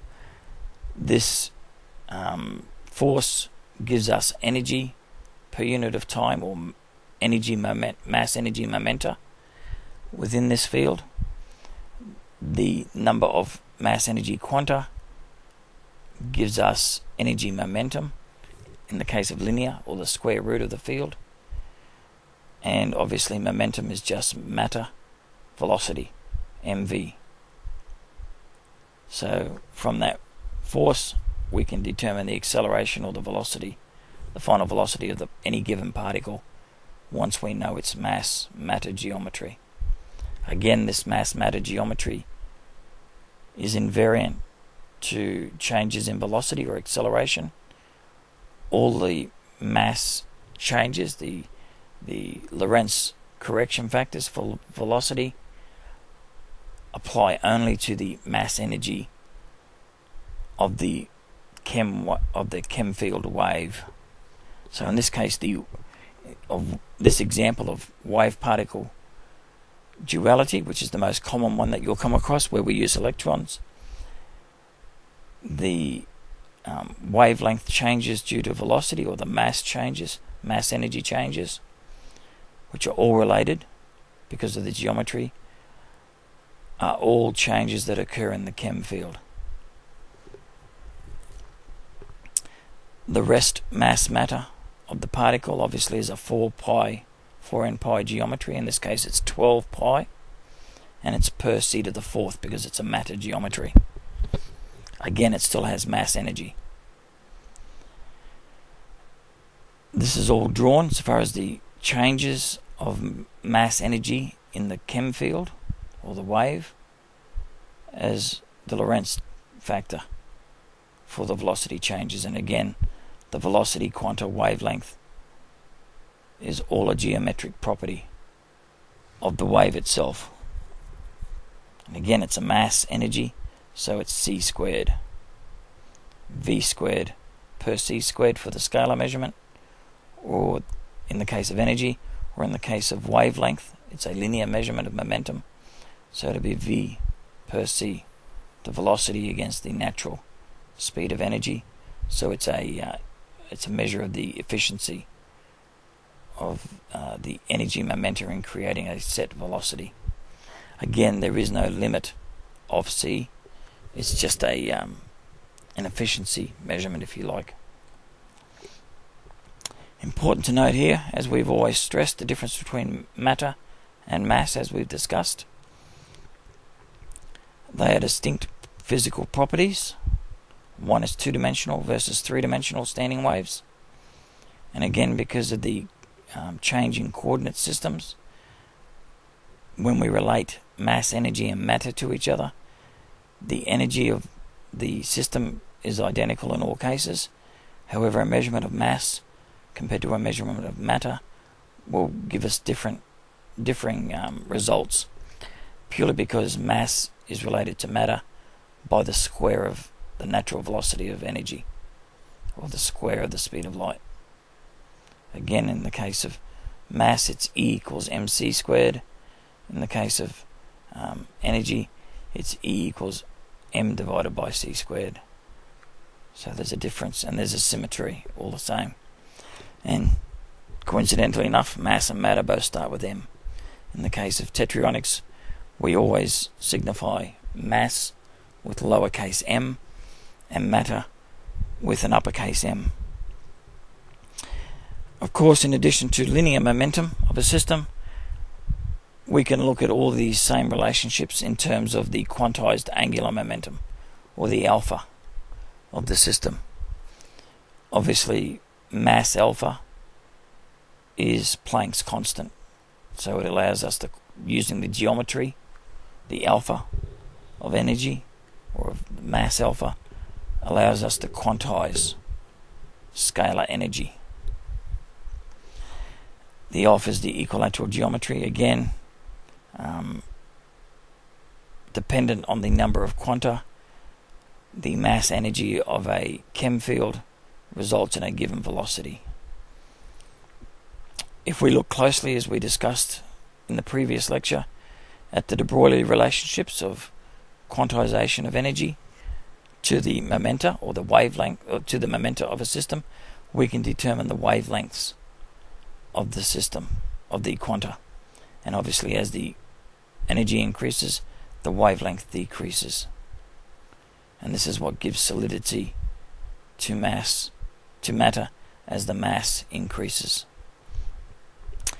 We can obviously pull Planck's constant apart again, as we've done in Tetryonics, in terms of the mass and its geometry, the alpha, and restructure these statements in terms of the natural velocity of energy, or c. And again, we can take mass outside as a common component to both sides of the equation, and in terms of mass, we can express all these properties of wavelength, frequency, momenta, energy in terms of geometry. And that's what we do here, whether it's a linear measurement or whether it's a scalar measurement of energy versus wavelength, wave number.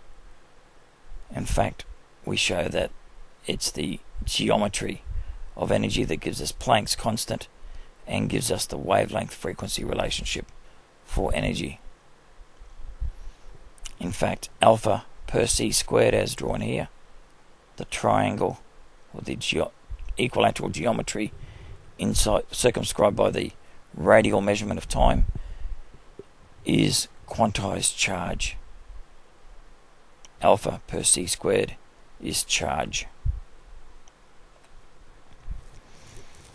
Again, in relating specifically to wave-particle duality, we have the particle component, the matter, and the wave component, the chem wave, which is the mass energy of motion.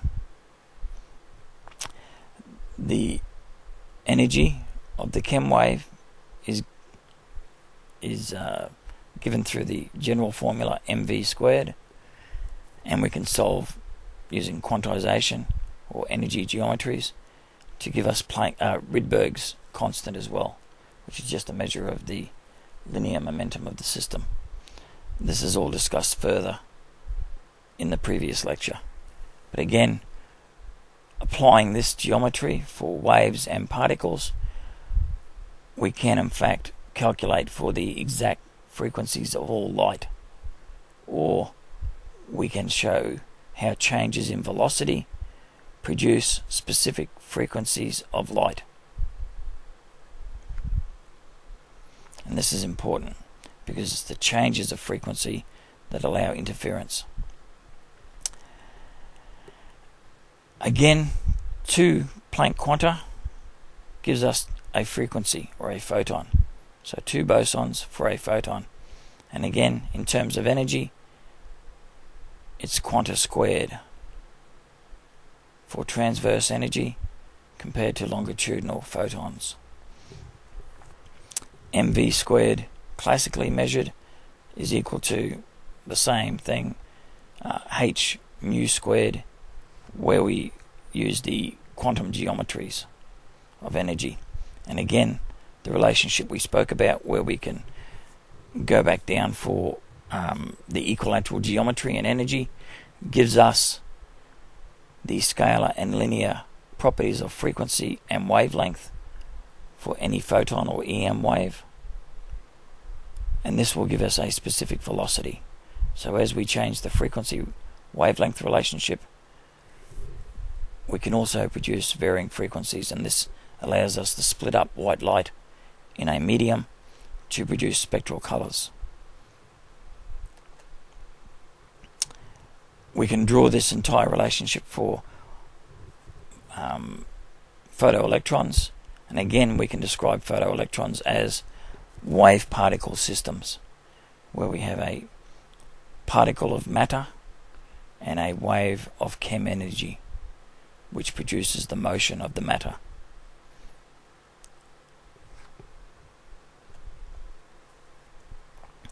All these relationships, as they apply to the wave component of wave particle systems, are obviously subject to linear and scalar corrections, or Lorentz corrections, as the velocity of the system changes.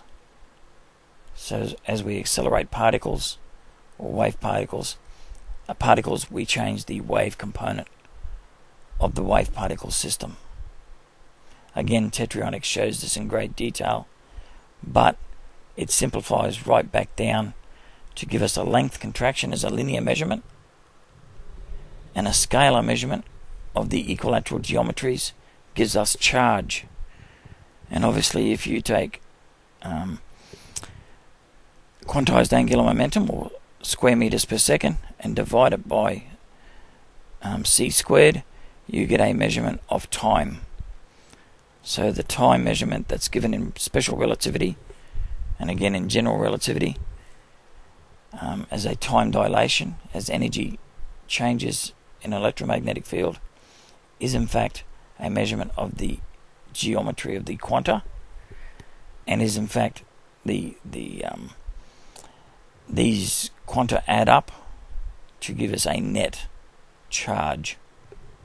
So we can show that, as we have done in quantum mechanics, that measurements of time are in fact measurements of charge, which in turn are in fact measurements of equilateral geometry, or the quantization of energy or mass within any wave. Again, important to note, there is no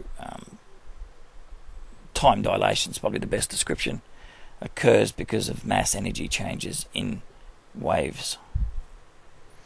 Whereas length contraction is exactly the same thing, but it's a linear measurement instead of a scalar measurement. So in order to start explaining the differences between Planck's quantization of energy and Einstein's quantization of energy, we first established the geometry of bosons, transverse bosons, compared to longitudinal photons, and clearly showed that one is not equivalent to the other. If the energy is equal in the system, you will have twice as many bosons, or quanta, twice as many quanta as you have photons of energy. And again, the bosons are a transverse measurement, the photons are a longitudinal measurement. This then became problematic as we started looking and experimenting closer with electrons in motion in particular, how they interfere with each other, how they created interference patterns as they passed through various matter and diffraction gratings. And it led to a quandary in quantum mechanics where Planck describes a transverse quantization of energy. Einstein describes a longitudinal quantization of energy and describes photons as particles. The application of English to mathematics without the appropriate geometries has led to a whole plethora and a minefield of misleading terminology and inappropriate terminology where it concerns waves and particles in motion. Tetryonics, with its geometry, now clarifies all this precisely, because again, the geometry is the foundation for the mathematics, and the geometry sets specific rules of interaction where mathematics may not have any guidance as to how it can be applied.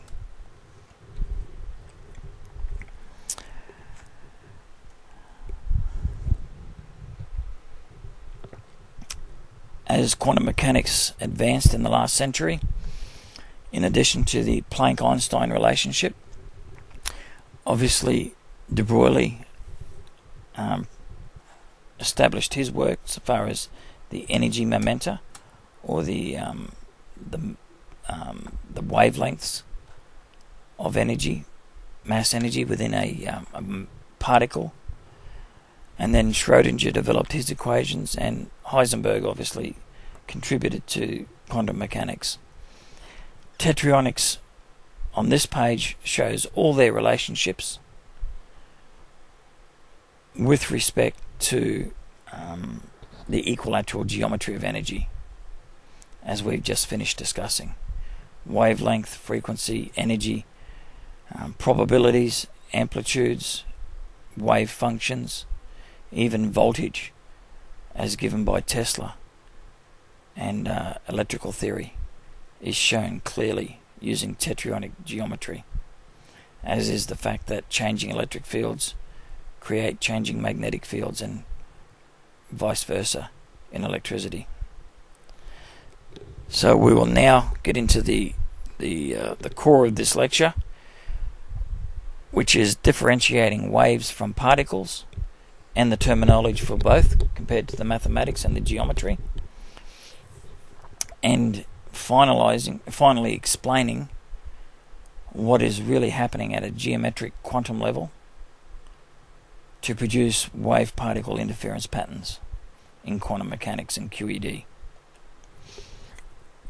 In the case of black body radiation, which was what Planck was studying when he developed his heat law, as the energy of any matter or standing wave energy geometry is increased, obviously the mass increases under Einstein's formulation E equals mc squared, but more importantly the energy quanta of its field increases. As it increases, obviously the frequency of quanta increases, the Compton frequency, and the wavelength of the quanta themselves decreases. So once a object is heated up, it has a set energy with a specific frequency and wavelength, and this is reflected with the color of the objects as they're heated up.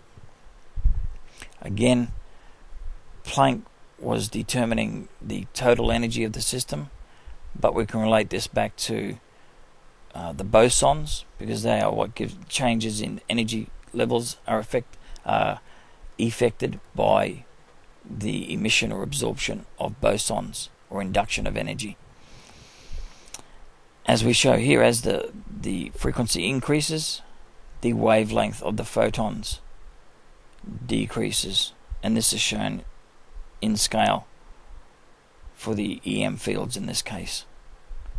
So as we increase the energy, the quanta increases, the longitudinal frequency of the energy increases, and that's related to the wavelength through the energy relationships, or the equilateral geometry that constrains it.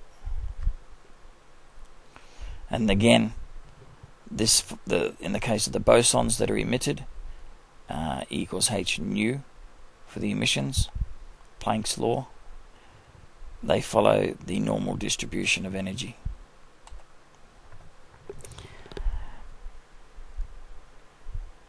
This same distribution of energy within the charged field geometries, which Tesla described as voltage, which we will describe as frequency wavelength relationships to highlight the changing geometry of the quanta, is obviously constrained by the time measurement of the field. So in the case of particles themselves, of matter, the charged geometries are measured per c to the fourth for a spherical region of space that they're measured in. So the energy content of the matter is related through E equals mc to the fourth. Whereas in the case of photons, we're measuring c squared because they are two-dimensional fields, and we're measuring for the matter. Again, there's two charged matter in each photon. In the case of EM waves, this is exactly the same. We can measure the longitudinal or the transverse wave properties. But in the case of a particle in motion, in addition to the particle itself of matter, we also have its wave, its chem wave. This chem wave has the kinetic energy as well as the magnetic moment of motion. And it's the energy of this wave that changes with the acceleration of the particle, again in accordance with mv squared. Or if you're just measuring the kinetic energy of the particle and excluding the magnetic moment, it's a half mv squared.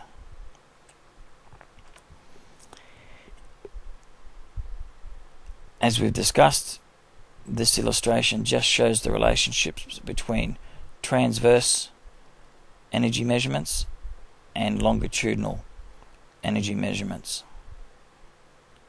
In most cases, with EM waves, we measure the longitudinal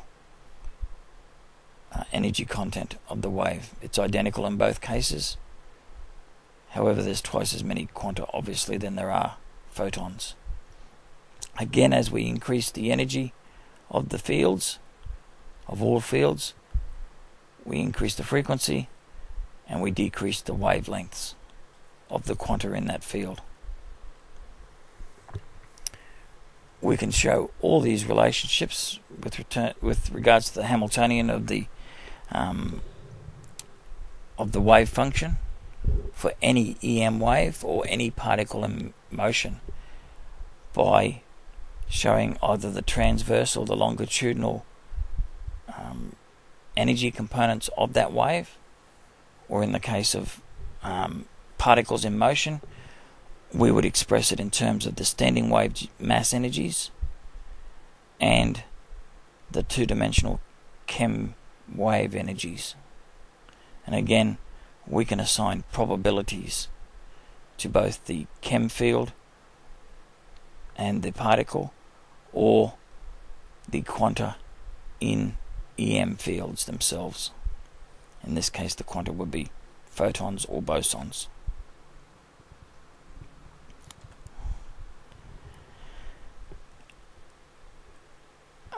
Again, this illustration just simply shows the difference between bosons in EM or chem fields as opposed to the photons in the same field. They have identical energies, but again, they give differing answers depending on how you formulate them in the math. And in this case, the geometry shows us the difference between h nu and hf. This picture simply shows how bosons, when they're emitted through the acceleration of particles or changes to the energy of chem fields or EM waves, release bosons that then couple together to form photons. They don't couple to create neutral W bosons, as the mathematics may suggest, although they can form a neutral Z boson. In fact, they form photons when they come together, as you'll see here with the geometries. The bosons are emitted to effect, particularly in the case of chem field or changes to the motion of particles, because they have equilateral geometry as opposed to diamond geometries of EM waves. They release single bosons. In the case of an electron, they would release 12 bosons for a single energy change, and these released bosons would then couple together immediately to form the photons. Whereas in the case of EM waves, you can in fact release 2 bosons at the same time, so they're already coupled to change the energy field of an EM wave. Again, it's the geometry that's giving us these answers, not the mathematics. There is no foundation in math for doing these, for explaining it in terms of bosons and photons. And in fact, where we used to describe it as transverse and longitudinal masses, now it's just described in terms of energy. And many operations are conducted on the math that shouldn't be conducted. In fact, it's the geometry that tells us what can and cannot be done mathematically. As we show here, the energy, whether it's longitudinal or transverse, makes no difference. It's just simply the measurement of the energy content, and the energy content is a function of the wavelength of the light, and of course the wavelength is determined by the quanta that make up that charged geometry. In the case of EM waves, they propagate at the speed of light, or the natural speed of energy. In the case of particles in motion,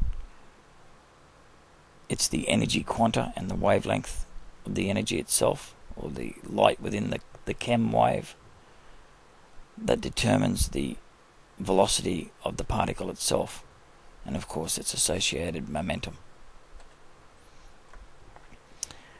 Again, in the case, whether it's a EM wave, as illustrated here, or a chem wave, which is a half EM wave geometry, or a directional propagation of energy versus a bilateral propagation of energy in the case of an EM wave, we can measure its mass and its matter properties as a function of its energy. And obviously, in the case of two-dimensional mass energies, or electromagnetic waves, or chem waves, there is no matter component. There is no three-dimensional tetrahedral standing wave geometry here. It is all radiant mass energies. So therefore, the measurement of the energy content, or the frequency, gives us a measure of the mass energy. If we just measure it in terms of wavelength or frequency, we can determine the energy. If we take a measurement per unit of time, we can determine its mass.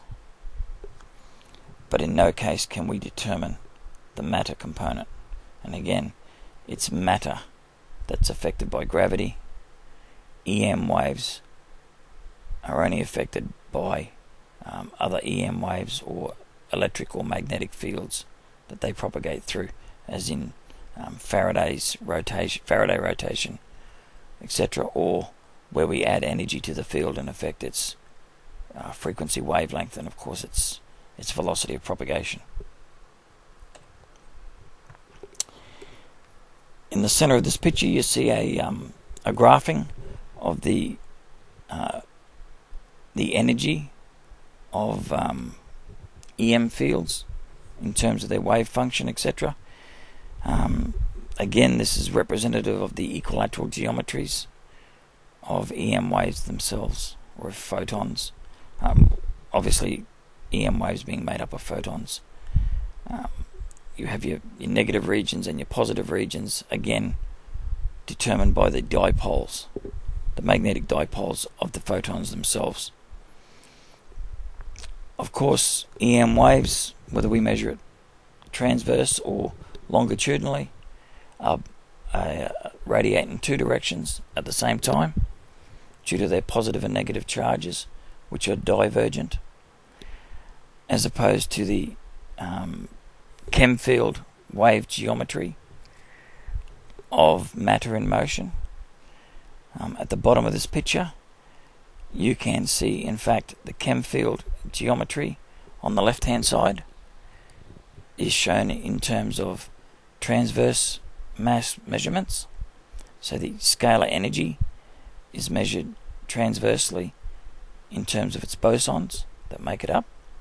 Again, odd numbers making square numbers. And again, the same energy is measured transversely in the standing wave geometry of its matter. So you can see the boson levels, or the quantum levels, that make up the matter geometry. Alternatively, we can measure these same energies of matter and chem fields as longitudinal waves or photons of energy.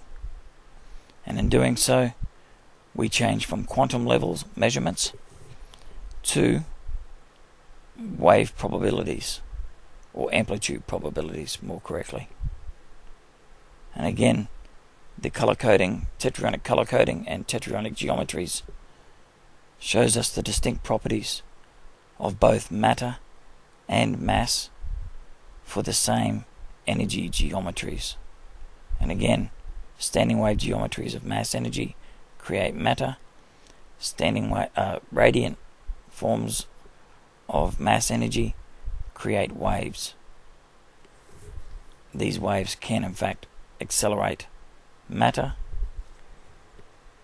and in doing so form wave particle systems that we can measure.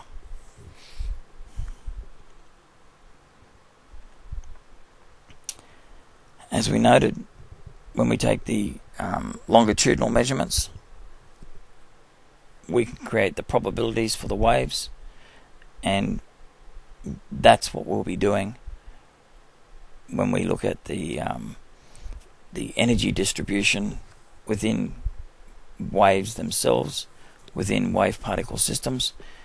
And this is the key to understanding wave particle duality.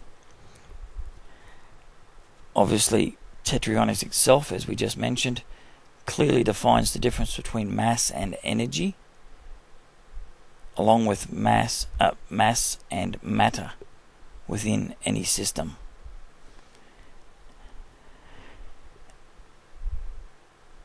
We can also measure the mass energy content of both waves and particles in a system, and we can draw these differing geometries using tetrayonic mass energy quanta. We can then assign the probabilities of the energy distributions to these mass energy geometries for the waves and the particles themselves. Again, noting that in the case of chem fields, as in the case of electromagnetic fields themselves, these energies form normal distributions, and they also normalize out. So there are no infinities that you encounter in the mathematics of QED, everything cancels back out in terms of the energy densities to give us discrete energies, as it should in quantum mechanics. And they give us either charged or neutral energy geometries, as determined by the quanta of the fields themselves, or the quanta of the matter geometries themselves.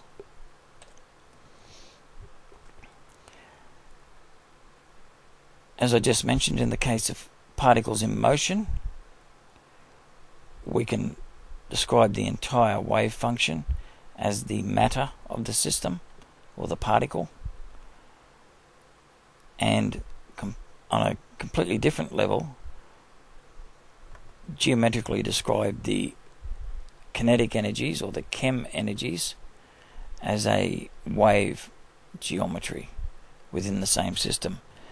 So the wave-particle duality of the stress energy tensor, in the case of quantum mechanics and electrodynamics, is now redefined geometrically at the quantum level in terms of the angular geometry, the quantized angular momentum, or the alpha, and in terms of the energy or the mass of the system as well. So again, mass alpha gives us Planck's constant. The energy is a scalar measurement as well, like the mass.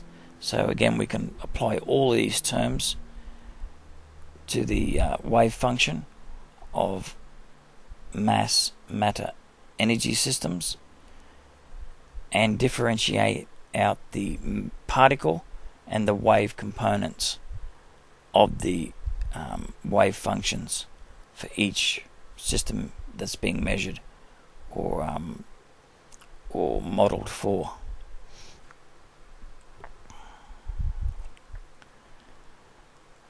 Again, we can do these measurements as shown here. We can measure for the transverse energy levels, or we can do the calculations for the wave components, for the longitudinal photon components of the waves.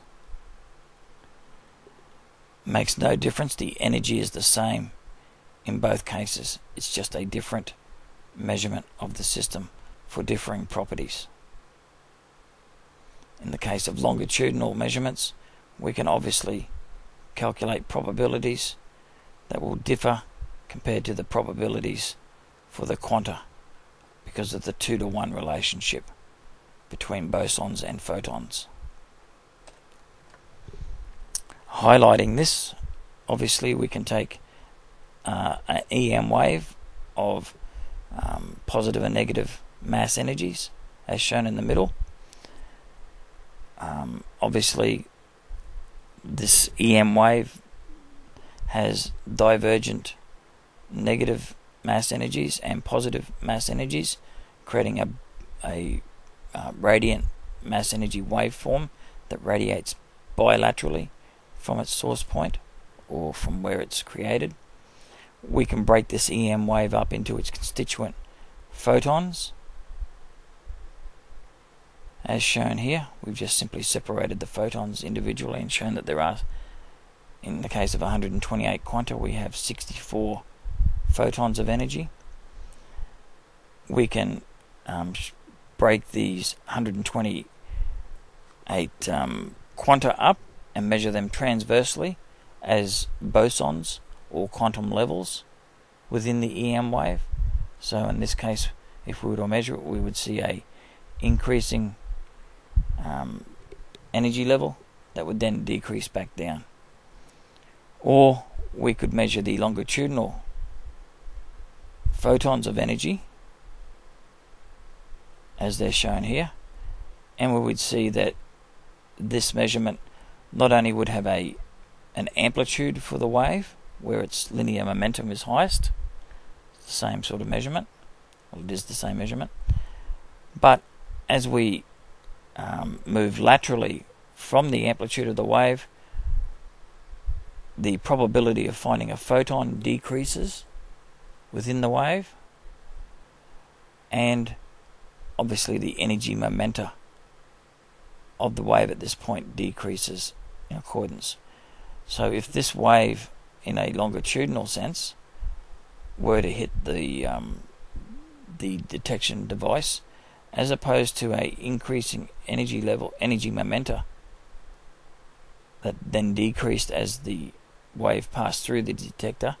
In this case, because it's a longitudinal measurement, we wouldn't see that. What we would see is discrete regions of E and M interactions as the photons interact with the detector, and in accordance with the probability distribution of the photons themselves, although the photons are at the same energy levels each, the number or intensity of the number of photons at each point of the detector along the detector itself would be different. You'd have a single photon this far out laterally from the center of the wave itself, and as you come closer towards the center of the wave, you would get increasing number of photons impinging on the detector. And this becomes extremely important as we decipher what's happening with wave-particle duality. Again, these discrete photons can be measured either as energy, in the case of the transverse measurements, to give us differing colors or different energy levels interacting with the detector, or whether the detectors are sensitive enough, or it's photographic film, for example. We will get an intensity pattern building up, where there's only one photon impacting at this distance versus 8 at the center of this screen. So there's more intensity of photons at the center, and it tapers off. And this, of course, produces the familiar interference pattern. There is a separation here, and the separation is due to the geometry of the photons. Again, if you go back to the lecture on EM waves, or equilateral geometry, energy geometry, you'll see the relationship given by Euler's formula for the sine-cosine relationships, or the phase changes between electric and magnetic fields within the longitudinal photons, as well as the 90-degree phase variances between adjacent photons as the intensity decreases. That is to say, the 7 photons that impact adjacent to the 8 photons in the center of the detection will be 90 degrees out of phase with the 8 at the center. And again, the 6 adjacent to the 7 will be 90 degrees out of phase with them as well. Again, this is an important property that we can exploit in solar panels, etc. Looking at all these properties, transverse and longitudinal, bosons versus photons, or the combined energy and the frequency wavelength relationships of EM waves and the photons within them, we can show where the familiar interference patterns comes from. And although they are markedly similar to those produced by the motion of waves in water, as shown by Young, they are in fact not the same. They do have a increasing electric and magnetic component, just like the crests and troughs of the waves in water, but in fact this is a result of their geometry. And whereas waves have a physical sine wave geometry up and down, electromagnetic waves are flat Euclidean mass energies. You can think of them as a sheet of paper. Their intensity of their E and M components is a property of their geometry. Again, this property of geometry, the equilateral geometry, gives us the charge, gives us the wavelength, the frequency, etc., as we've shown both here and within the previous lecture. So the energy, whether you measure it in terms of bosons or photons, is entirely geometric, specifically equilateral geometries, of either single quanta or tau or 2 pi geometries. Again, in the case of a EM wave, it will be an even number or a 2 quanta squared, 2 nu squared geometry because of its equilateral geometries of energy. The same thing applies to the chem waves as does to the electromagnetic waves, except, as we've mentioned, it's a unilateral propagation of energy, one directional, depending on the force on the matter particle itself. Again, all these properties that we've described, the mass, the matter, the wavelength, the frequency, transverse, longitudinal, scalar, linear, momentum, quantized angular momentum, are all properties of two-dimensional flat mass energies. The matter geometries do not apply to EM waves. They are waves in the term of wave-particle duality. The particle component refers to the matter or the standing wave geometry, which is not present in two-dimensional EM waves. So in this case, the Tetryonic geometry shows us that Young's description, both physically and mathematically, of EM waves being similar to the propagation of transverse waves through a medium is in fact incorrect. And this is borne out again with Newton's description of waves as corpuscles of energy, Einstein's description of waves in the photoelectric effect as photons of energy, the Tetryonic geometry of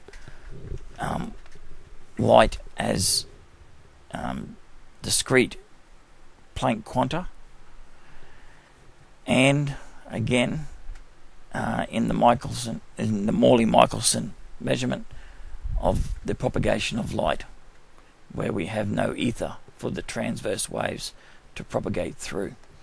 So at this stage, and we'll prove it as we go on, but at this stage, Tetryonics shows us that the transverse propagation of, or description of, light as an electromagnetic wave is incorrect insofar as it was applied by Thomas Young.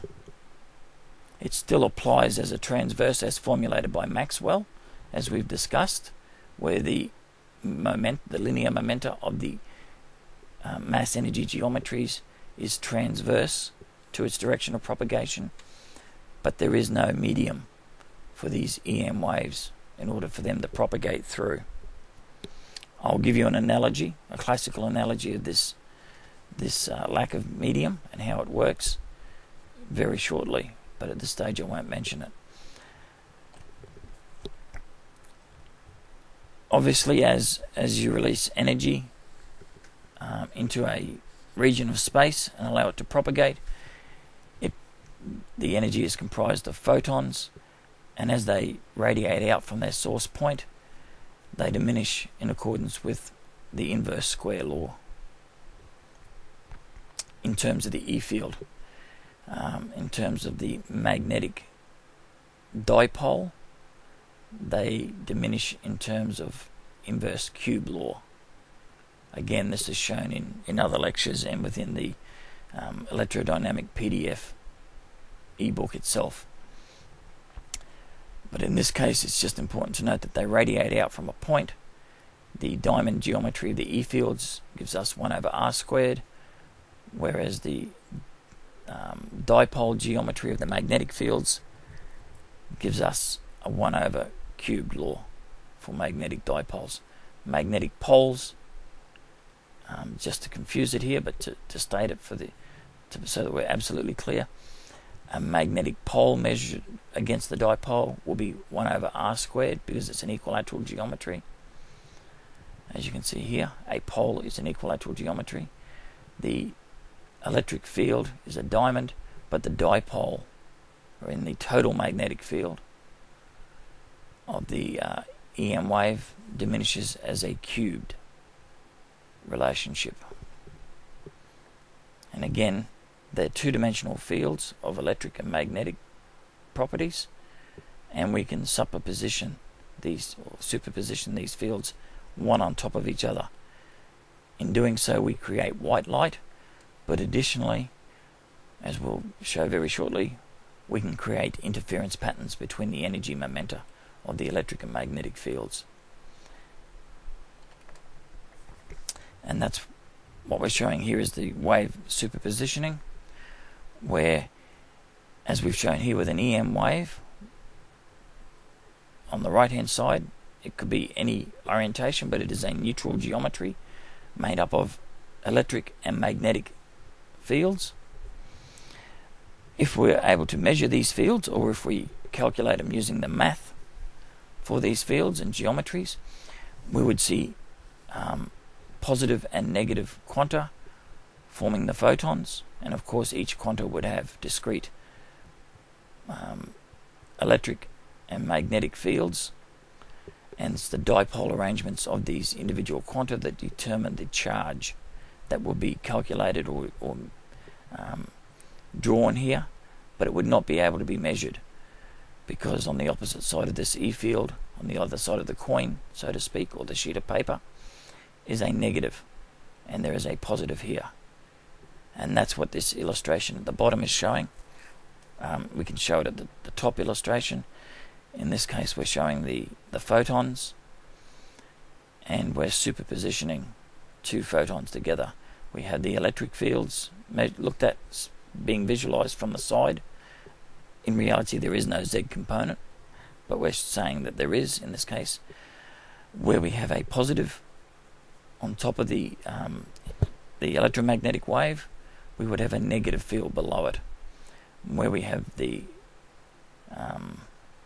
magnetic fields, we also have alternate magnetic field arrangements, and these give us a neutral field. In fact, I think you'll find that, let me just think about this. In fact, this illustration is incorrect. Where we have the north-south magnetic poles illustrated as a north-south, they would in fact be norths. If you cut these out, and again, this is what I encourage right throughout, in this case I've made an error in drawing this illustration. If you cut out these Planck quanta and place them back to back so that you have a photon or of energy, you will see that as you look at these photons from their side, i.e. from, say, this side, the positive on the top will have a negative underneath, and they will both be south poles. There will be two south poles, and then the E field will rotate. And if you were to view it from the opposite side, the two south poles would in fact be two north poles. Again, this ties Lorentz coordinate transformations in with geometry. And in this case, I've drawn the picture incorrectly, so it just pays to bear that in mind. Hence why I'm emphasizing it. I am only human.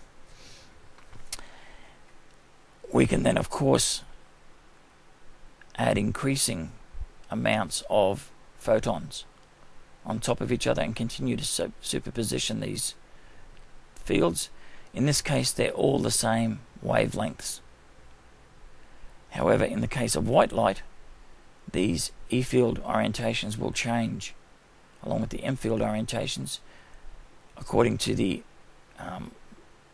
frequency wavelength relationships of the energies of each individual color.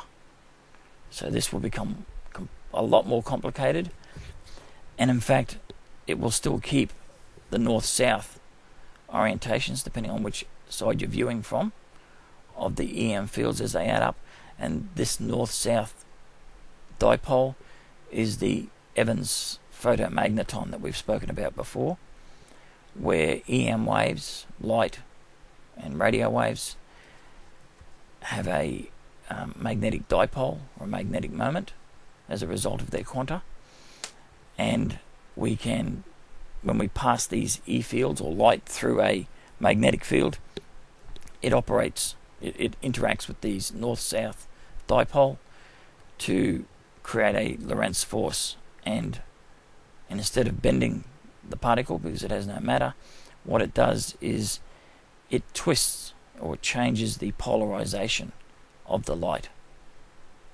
according to the strength of the magnetic field as it goes through. So that explains the superpositioning of photons within EM waves and the superpositioning of different EM waves within a single wave to create white light.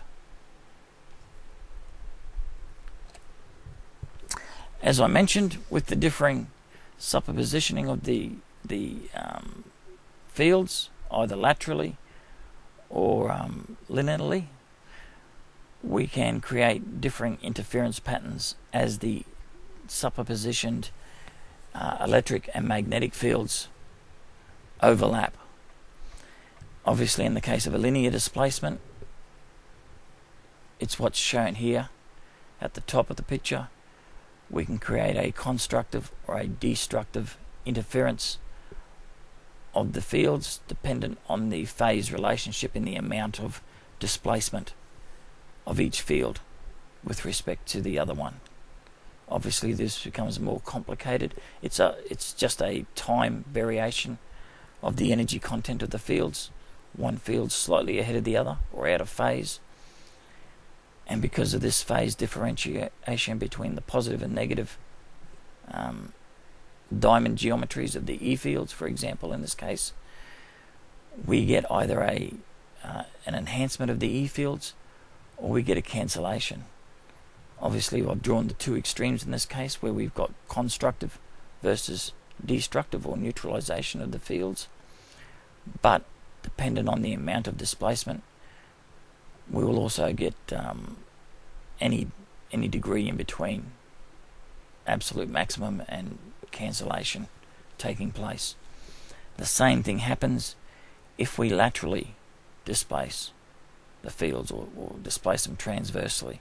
Again, the real difference that's occurring here is we're changing the E fields of the photon displacements, the photons' E field strengths in the case of the linear displacements versus the displacement of the boson E field strengths in the case of transverse displacements.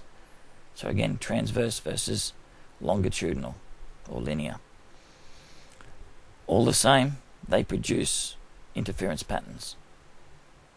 And again, it makes no difference whether we're talking about a EM field, which is a diamond shape, or a chem wave, which is a charged geometry or an equilateral geometry. They both produce interferences. A closer picture of this interference. In this case, I've numbered the number of photons that you would detect if you were measuring this longitudinally. For example, if you had a detector where the word constructive or destructive is, and the wave propagated towards you, the number of quanta would allow us to calculate the intensity of the E fields or the energy. The geometry will give us the wavelengths of these fields, and obviously the wavelength is determined by the energy within the geometry, or the voltage of the wave, or the energy of the wave. All these factors are geometrically related. In this case, what was traditionally described as the interference of troughs or crests, as drawn in circles here, between the varying energy levels, or between the varying number of quanta, positive and negative. As we go positive, we've got negative, etc. We can see how it's been drawn using Young's analogy and how it was seen in the case of the detector. But in reality, what was happening was a geometric superpositioning of the E and M fields at this point. So, whilst because of this overlap wasn't complete, we only have an interaction at this point, we can quickly look at the photon numbers. We can see that it increases 1, 2, 3, 4, 5, 6, 7, 8. And then we have, looks like 10, sorry, hard to see, it's 8, 8, 8, 8, 8, 8, 8. So we have a section where we have all the amplitudes, or the intensity of the photons is the same, and then it tapers back down again, just like your normal distribution for the individual waves, except where they've overlapped. Obviously, we've got constructive interference, so the amplitude has increased, where it would have normally dropped back down from the 8 to be 7, 6, 5, 4, 3, 2, 1. Because the waves have superpositioned, we have a similar wave tapering down in the opposite direction, so this region remains with an amplitude of 8 until the superposition no longer takes place, in which case we revert back to the original waveform and it drops back down. This overlap, drawn here for convenience, could be any amount of lateral displacement, obviously. And if you were to draw these yourself and then move the field laterally, obviously this intensity will change. But in all cases, what you will get is a curve, a distribution that starts at 0 for no photons, starts at 1, 2, 3, 4, 5, 6, 7, increases up to a peak of 8 at this point here. So it would ramp up. It would then stay at 8 for this duration, and then it would begin to drop back down to 0 again at this point. Obviously, this is a curve that we've just described, but equally, in the case of a photodetector or photographic film, where this wave interacts with it, it's going to interact with the E fields. And again, we will have a single photon here, 2, 3, 4, 5, 6, 7, 8 photons. Then we would have a patch where the intensity remains the same and then drops back down. Again, because there's a lateral displacement and a phase change between these fields, it produces individual lines of varying intensities. By now you're starting to see how it's the equilateral geometry of the waves, or the chem fields, that's producing the interference patterns, not any transverse motion or energy movement through a medium. And in fact, it's the equilateral geometries, or the alpha, that gives us the answer to the wave-particle interference patterns. Obviously, if we were to change from two positive leading wave fields to a field where one's a positive leading wave and the other one's a negative, i.e. they're 180 degrees out of phase, the same superpositioning of the waves would in fact create a cancellation of the fields as they go through. In this case, instead of 8, they would in fact be zeros. So it would ramp up and then it would drop back down. So it would be destructive interference instead of constructive interference, in phase versus out of phase. In this case, the direction of propagation will always be towards the measuring device, or the photographic film. Obviously, in the case of wave particles or matter chem fields, we have a matter component, or a particle, and we have a wave component, the chem field. Whether you're talking about an EM wave, as drawn here, or the chem field, makes no difference. The only thing that changes is a unidirectional direction of propagation for chem fields and particles versus bilateral for EM waves. But again, because we only have a single detector, in the case of an EM wave, we could only measure the wave that propagates towards the detector. In this case, I've drawn the particle sitting on top of the E wave. Those of you that have done or that have gone through the lecture on electricity will no doubt recognize this as a electricity field, or a field of electrical energy. in which an electron has been placed, in which case, dependent on the field itself, and in the case of a free electron, it will accelerate in the direction of the negative, or be pushed by the negative and be attracted to the positive dipole, which would, and it's hard to show here, but you would simply, to show the wave particle field of the moving electron, you would simply draw the chem field with the matter geometry. Again, it would be a wave particle geometry. We could again measure this in terms of transverse or longitudinal properties and the superpositioning. In this case, there is no superpositioning, but any detector would, of course, measure the distribution of photons within the chem field or within the EM wave as it hits the detector. In this case, over a period of time, the photons hitting it, if it's a strong enough field, it will happen all at once, but as these photons hit, they will do so according to the normal distribution, or the bell curve of energy, because there are no additional fields. The bell curve will be present, and it will create the familiar interference pattern with a higher intensity at the center of the field, tapering off to a low intensity or a very fine line at either side, but symmetrically tapering off. Of course, in the center of that will also be an electron as it impacts with the detector, but its impact region will be a physical impact, and it will be in line with the size of the geometry. In this case, the quanta are all the same size originally as Planck quanta, but within the matter geometry, in the case of an electron, we have 1 by 10 to the 19 quanta, or frequency of quanta per charge geometry, which creates a very short wavelength, hence the solidity of matter, versus the velocity-related number or frequency of quanta for whatever velocity the electron is moving at due to the electric field.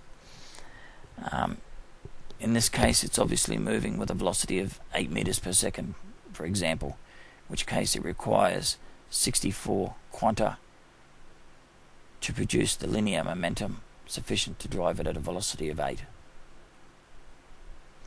And accordingly, that frequency of 64 will produce a specific wavelength of energy, or photon of light or energy. And this wavelength will be distinctly different.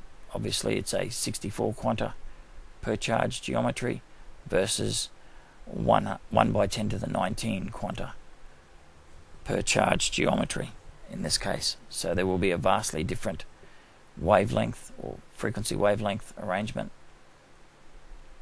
for the matter geometry versus the wave geometry. And in this case, we're measuring the wave geometry, but there will be a peak where the matter hits.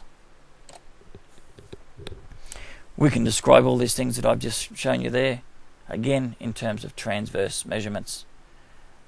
From where we have the detector, we can either measure it transversely for the quantum levels of energy, or we can measure it longitudinally. Obviously, the transverse bosons make the longitudinal photons, and any changes of velocity in the case of photoelectrons or wave particle systems affected by the additional release of bosons within the chem waves. The wave particle mathematics describes the entire system as a mathematically as a energy density, or as a scalar energy tensor. For example, in relativity. In Tetryonics, we can not only separate the mass, energy, matter terms from one another, we can in fact draw them geometrically. So you can see that the transverse measurement of the wave particle wave function of a photoelectron is distinctly different to the photon or longitudinal measurement of the energy distribution of the wave particle wave function of a positron in this case. Again, we can show the charges and the geometries of the mass of the matter, the mass energy of the matter, and show the mass energies of the chem fields, something that is completely impossible to do in mathematical formulations. Looking closely at these wave particle systems, obviously we use electrons or photons or EM waves for our wave particle experiments within QED. And just briefly running through them, you can obviously do a lot more, and I encourage you to develop the wave particle geometries and apply it for all the different ways of measuring these things and the different energies, i.e. Increasing mass energies or weaker down to single photon waves, etc. What we're showing here and what we're stressing is that in the case of all wave particle systems, the matter itself is Lorentz invariant. All the Lorentz corrections and all changes to mass energy in terms of frequency and wavelength and even time itself, so far as it's a measurement of charge, all the Lorentz characteristics, the Lorentz variances, occur within the mass energies of the chem field. These changes obviously create differing frequency wavelength arrangements for the energies involved. As we accelerate the particles faster by applying increasing force, we're increasing the energy momenta within the chem field geometries for any given velocity, and accordingly we're changing the energy momenta of the system itself. Where these particles pass through a single slit, obviously the chem field and the particle itself may pass through. If the wavelength is short enough, obviously you can block the particle, but the chem field will go through. And again, there's two ways the chem field can move through. It can move through as shown here, where the whatever's able to physically fit through the slit goes through and interacts with the photodetector, in which case we still have our highest amplitude, which again is where the particle hits, but to the side of that we have decreasing intensities, but they're chopped off dramatically because the photons outside of these photons here, have been absorbed into the matter of the diffraction grating itself. So if we were able to measure carefully enough, we would see this pattern occurring, and where this pattern occurs, we would in fact see an increase of energies in the matter itself, black body radiation most likely, within these fields themselves. Alternatively, if the electron was moving slowly enough, you could in fact have a single photon of energy here, for example, and it would try to move through, in which case the entire energy would be absorbed and the electron itself would come to a stop because it would no longer have any more kinetic energies, in which case it would appear that the diffraction grating or the slit has in fact stopped the electron from moving through. In the case of a single photon moving through without the electron, the same thing would happen. The photon would be absorbed by the matter of the diffraction grating. But as the energy increases and the wavelengths decrease, the frequency is increasing, wavelengths decrease. As this occurs, you'll reach a point where, again, the longitudinal photons are able to get through. And of course, we can, instead of measuring longitudinal photons, we could also measure just the energy that's coming through. In fact, the transverse measurement's handy in another situation.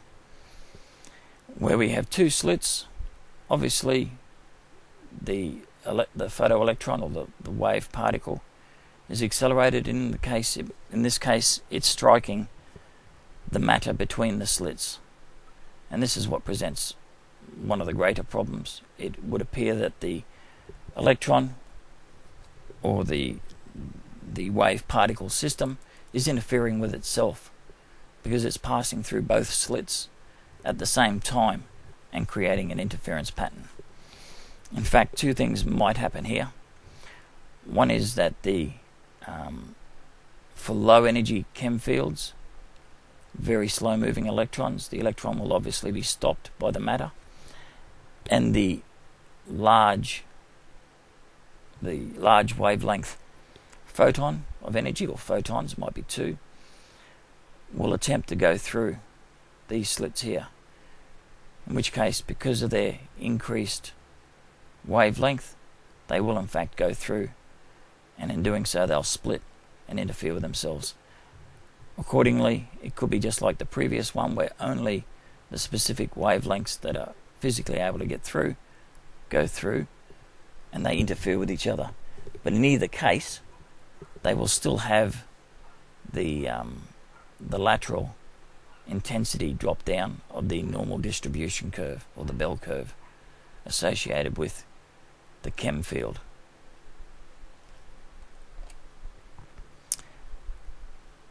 Drawing closely at it, where the wave's able to go through and the particle stopped, we have the matter particle again and a chem wave. So wave particle, it is the wave that passes through, the particle is physically stopped, and it is the wave, whether it splits or whether it's the correct wavelength, frequency wavelength, as the wave moves through the two slits, it's again able to, bearing in mind, here's the tricky part, as this wave is broken and moves through these slits, they will propagate as two distinct waves. Again, inverse square law applies.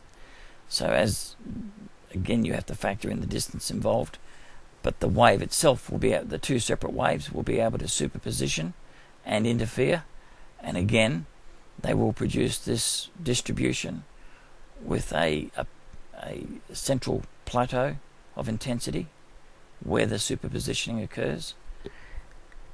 And if you put it through the detector and you get this pattern, you know in fact this is what's happening. This interference pattern is caused by superpositioning. You have a plateau section here in the middle where the intensity is all very similar, so that indicates this is a region of superpositioning where the wave has split and interfered with itself. And these drop-offs of the curve, or the interference pattern, indicate the edges either side of the superpositioning where it's occurred. So they've ramped up, to this case, till 6. The superpositioning has occurred in the waves to keep it at 6, and then it drops back down away from 6. In either case, whether it's a single slit or a double slit, you're creating an interference pattern by virtue of the geometries of the photons and their E fields.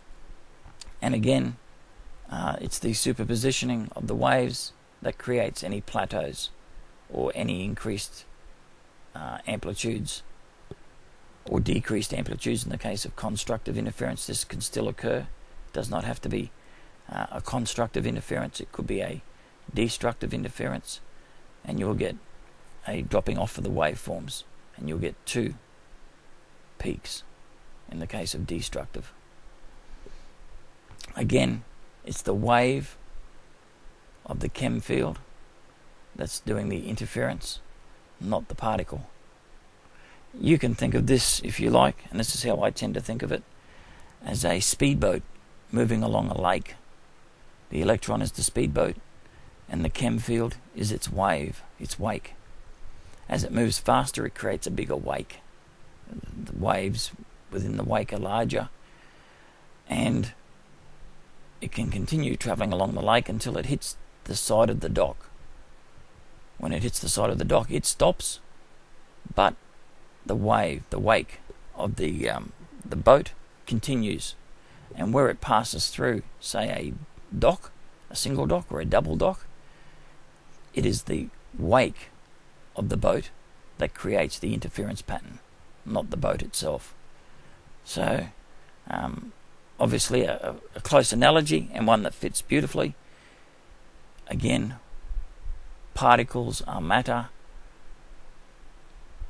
waves are chem fields or mass energies. Mass energy versus matter. The total system or the wave function is mass energy matter. Tetryonics allows us to separate these, not only the properties, but the geometries of the mass energy and matter out from the stress energy tensor. And the geometry, or the alpha, allows us to model this interference, whether it's constructive, destructive, whether it's the particle and the wave passing through the slit, or whether the particle is being stopped and the wave itself is passing through one or two slits.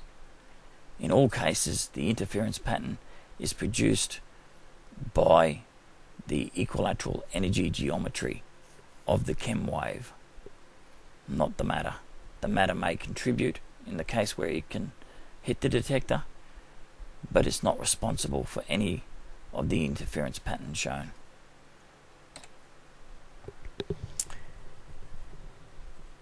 As I said, you can have EM waves moving along, and this just simply shows again the difference between single EM waves and those of superpositioned EM waves. And in this case, what's happening is, in these three different measurements, we are simply laterally displacing these two EM waves. They could equally be two chem waves for two particles in the case of two electrons being fired from or moving in a conductor. The EM fields that are produced by their motion through their chem field for the electrons moving in the conductor will have superpositioned regions where they interact, and the strength of the photons at this position, or the strength of interaction, the coulombic force, if you like, between the charges in motion, will be determined by the distribution of longitudinal photons of energy at any particular point between these particles. So not only are we showing the diffraction distribution here, we can also use this same distribution to give us a measure of the force, the coulombic force, between two charged particles in motion. So again, tetryonic geometry gives us things that to date have been described mathematically without any quantum geometry behind them. As we've discussed, obviously the EM waves themselves, and this goes for photons with chem waves, we can change the orientation of the photons. We can polarize them as we move through, or in the case as illustrated, or to the left we've shown polarized light, to the right we show unpolarized light. How does Tetryonics explain the circular diffraction patterns? Again, best explained if you view at the bottom of the page where we have a EM wave with its distributions of photons. It will produce our bell curve, or a normal distribution, where the colors indicate the intensities. Again, if you get rid of the length and squash these all back down to the same size, you have the diffraction, you have the intensity of a normal interference pattern being shown. But in this case, because the light is not all on the plane of the paper, it is in fact unpolarized, so it forms any of these angles between 0 and 360. You can have multiple planes of polarization for the photons themselves within the EM wave, and this is what's happened as illustrated in the previous lecture. As these varying intensities interact, with the detector, shown in this case by a person's face. They do so at all the possible angles, depending on whatever angle it is that the 2D EM wave has. If you were to do a sweep of all the possible angles, you create this target illustration, where obviously the highest intensity is at the amplitude of the wave because of the geometry. The linear momenta occurs at the bullseye. It's the highest intensity. As you move out laterally from the square root of the EM wave, the number of quanta drops off in line with the distribution curve and in line with the interference pattern. And this, because these varying energies are only available in certain areas, produces the concentric bullseye pattern that you see here. And that is exactly what's reflected in the circular diffraction of light for unpolarized light waves. In fact, I could have put a color code on these on the black and white picture to again enhance what's going on. But again, the diffraction is simply the intensity, and the circular pattern is created by the various planes of polarization of many 2D EM waves of energy. As we mentioned in the previous lecture, any electron that interacts with a nucleus, a deuterium nuclei, or a element will have its rotational angular momentum increased to match that of the energy level of the deuterium nuclei that it binds to. Obviously, this increases the chem energy of the electron, and that's what creates the increase of the angular momentum. So if we look at this in terms of light itself, we can do a number of geometries to show us different things. In the first one, the top left hand, we can see a nuclei with a bound electron. Its energy level, or is matched to the deuterium nuclei or the element itself. So when, in this case, it's an N7 nuclei, it will try and get rid of energy by radiating energy out or by kicking the electron free, breaking it free. The electron will only break free, in this case, if an incident photon of light of the correct boson frequency strikes it to increase its square energy level to the next energy level. Once the square energy jumps up one, it has sufficient chem energy to break free of the nuclei, and at that point the chem energy momentum will stop being a rotational component and it will become a linear component. This is what gives us photoelectrons. Alternatively, the nuclei itself can radiate energy out in the form of blackbody radiation or heat. It can produce spectral lines by changing the quantum levels of the electron within it, so forcing the chem field to emit bosons of energy, photons of light, or it can release this energy in a single burst as a gamma ray. As we've said, obviously we can have different energy levels of photoelectrons within nuclei. The impact or the absorption of EM waves with photons in them will increase the energy level of the electron within the nuclei. This is the N8 energy level in this case is not a natural energy level, and it does not reflect the energy level of the deuterium nuclei that it's bound to. So what the electron will do is it will be forced to give up this energy when it tries to match the energy level of the deuterium nuclei, so it then re-emits the light.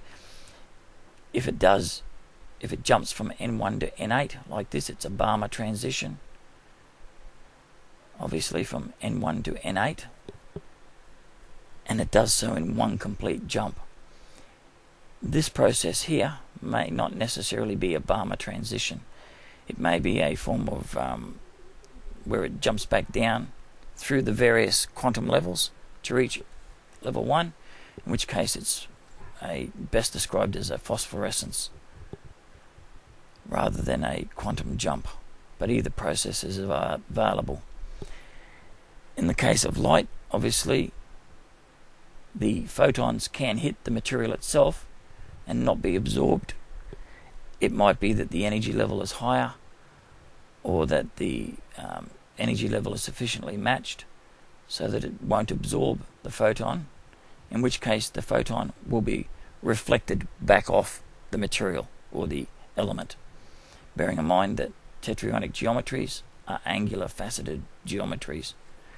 They're not circular geometries. And again, the angle of incidence equals the angle of reflection, as per the normal reflection laws. Alternatively, it could be absorbed, as shown here, raising the energy level, and then the material or the matter may choose to re-emit the light in a complete burst, just as it was absorbed. But in this case, it may be on the same side as a reflection, or it may even, in fact, be on the opposite side of the material, in which case what's happened is the incident light has been absorbed by the matter and then re-emitted or retransmitted from the matter as a photon or an EM wave of light.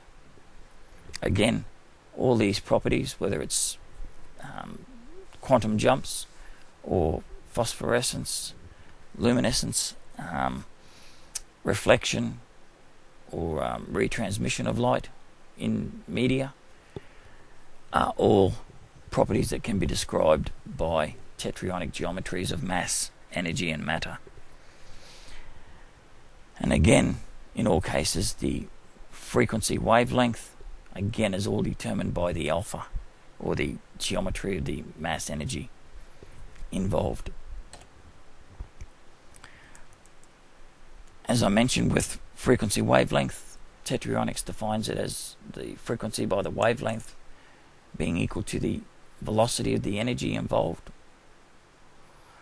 or in the case of a mass measurement would be the mass velocity or the momenta of the wave that it's capable of creating. In either way, this velocity that's created due to the energy content or the mass content of the incident EM wave is changed when it enters a medium, because as it enters it, the combined, in the case of white light, the superpositioned EM waves with different frequencies and wavelengths of energy will propagate at a different velocity for each color within the medium. And because they propagate at a different velocity, it creates a different angle of interaction with or dispersion within the medium. Again, the higher the frequency of the wavelength, the shorter the wavelength, the greater the angle of dispersal within the medium, or the greater the angle of refraction within the medium. Exactly what you would expect, what's been taught, and what's been measured in reality. Again, it's the geometry of the energy in the EM wave that gives us the answers. One of the last things we'll look at here is obviously in the case where we have a photo-electron or a wave particle in motion and it encounters a barrier, the particle itself may be stopped. But just as in the case of diffraction gratings and slit experiments, the chem field is a EM wave. This EM wave will have its own energy of motion because of its energy momenta, while the particle is stopped because of the physical boundary and its higher de Broglie wavelengths. So it's physically stopped at this barrier. The EM wave has lower wavelengths and it still has energy momenta. So it will try to propagate up through as far as it can. It in fact may get through, some of it being absorbed along the way by the matter, and be re-emitted at the other side of the barrier. In which case, if it's re-emitted, this chem field of energy, even though it's a lower energy momenta field, can attach to a weakly bound electron and accelerate that electron away from the barrier. Because the electrons have 12 pi charged geometries at the quantum level, they're quantum rotors. This quantum from one electron to the other is identical. There is no way to distinguish one electron from the other.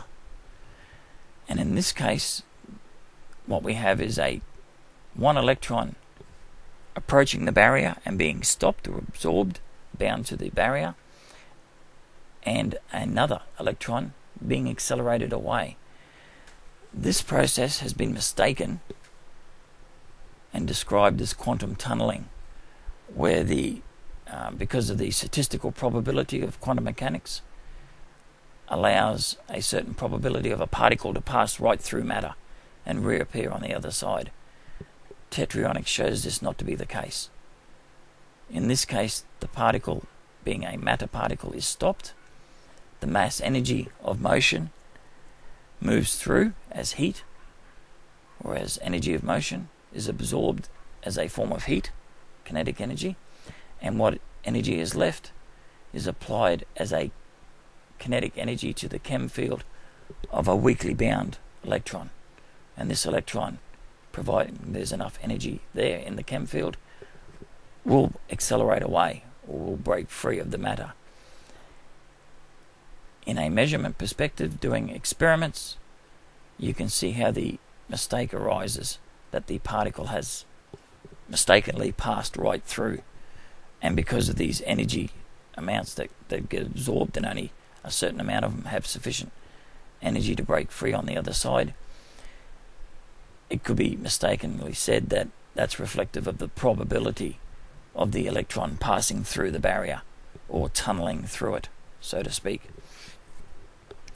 In fact, tetronic geometry shows us the statistical probability basis for the wave-particle duality. In this case, it's the arrangement of mass-energy quanta in the chem field that gives us the probability relationship,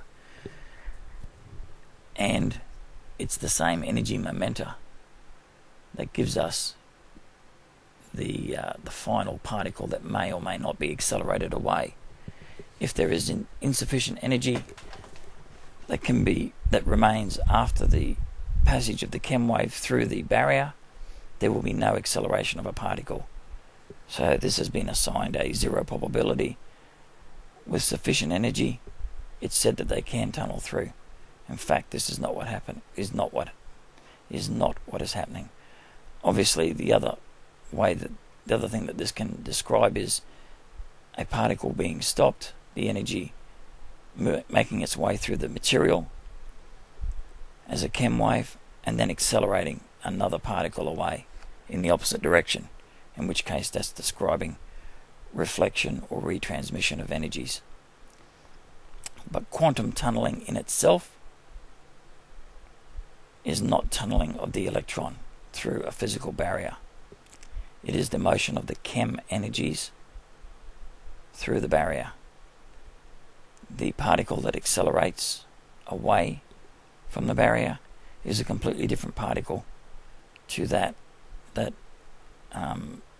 interacted with the barrier in the first place.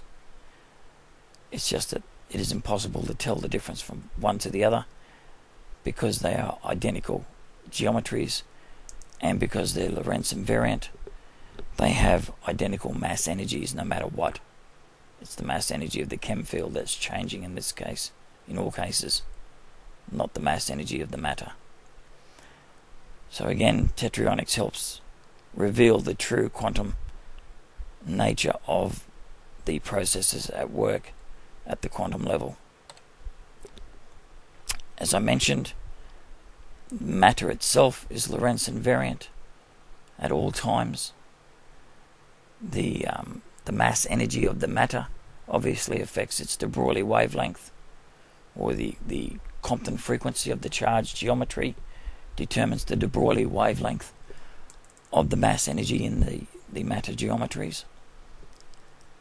The chem fields, which are the energy fields created by any force that's applied to the particles, in turn are the only fields that are Lorentz invariant, and it is the mass energy of these chem fields that contracts, and it's the geometry that gives us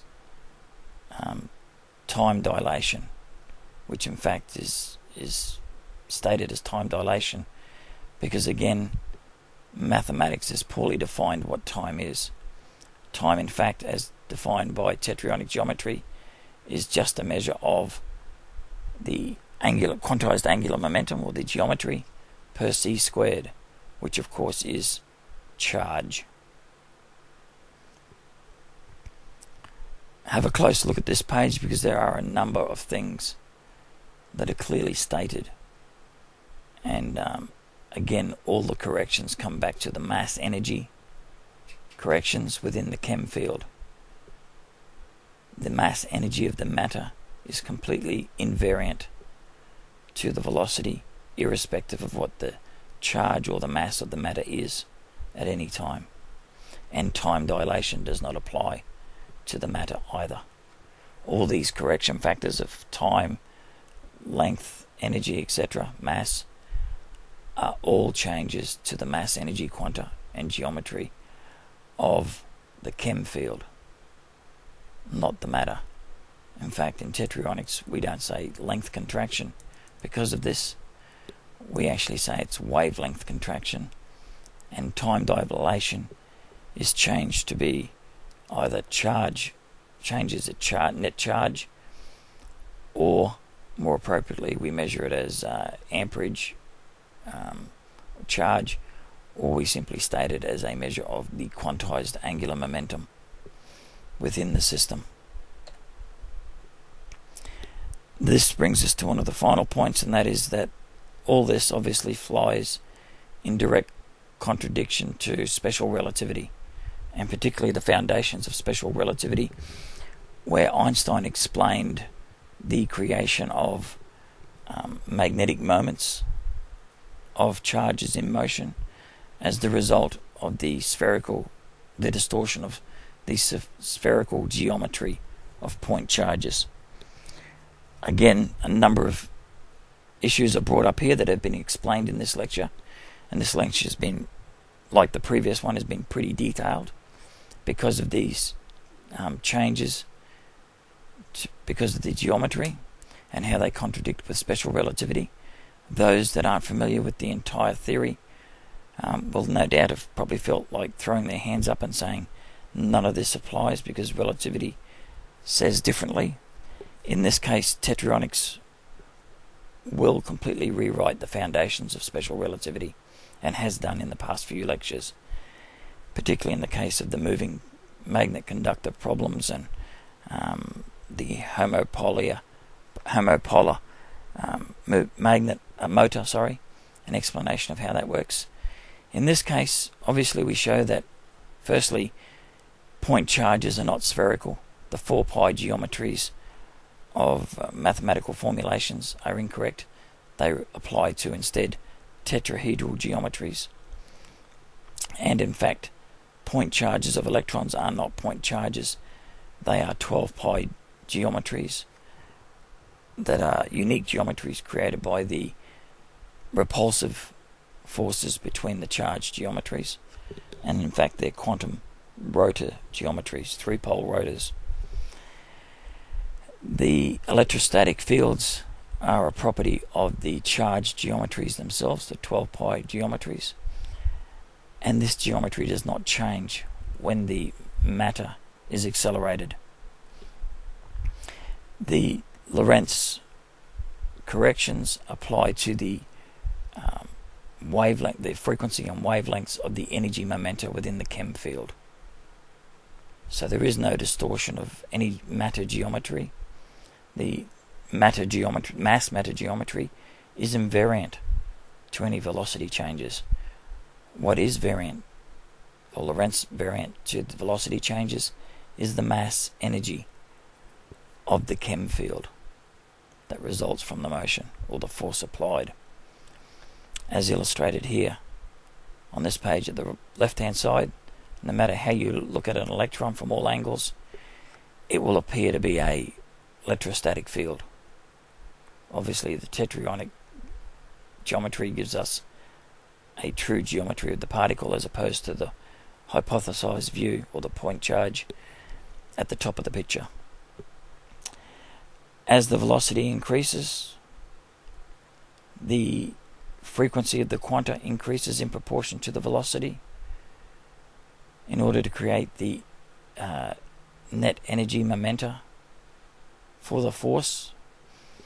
And of course, as this changes, the wavelength of the quanta changes, and more importantly in this case, the kinetic energy and the magnetic moment or the magnetic permeability of the chem field is generated. As the velocity increases, there are more quanta within the magnetic moment, within the kinetic energy components of the chem field, and this of course translates to increased energy momenta or kinetic energy and increased magnetic moments in line with the changes of velocity. As the velocity increases and the quanta increases, the magnetic moment increases, and likewise as the velocity is decreased or the particle decelerates due to a force applied to it, the quanta will change, the magnetic moment will decrease along with the kinetic energies, and this decrease in energy is radiated away as spectral lines through changes to the transverse bosons or the quantum levels of the chem field. These are all points in complete and stark contrast to the current model of relativity, particularly special relativity. And in the course of explaining quantum mechanics and QED through Tetryon mechanics and geometries, we've completely undermined special relativity and reinterpreted and re-explained all the quantum processes and mechanics that were previously explained as a distortion of relativistic charged point particles.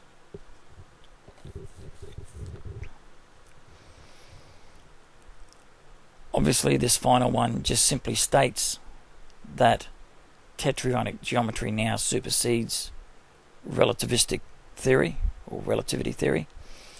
It explains everything exactly the same in terms of the energy and the formulation, with the distinction being obviously that mass, energy and matter are now described within the unified field equation instead of the stress energy tensor, and they're described within their distinct energy geometries as distinct physical properties. And accordingly, some of the formulations of the math for relativity and QED and quantum mechanics have reverted back to specific formulations as defined by Tetryonics. In this case, we say that in the case of relativistic particles, we can obviously specify the energy of the system as the matter velocity squared, mv squared.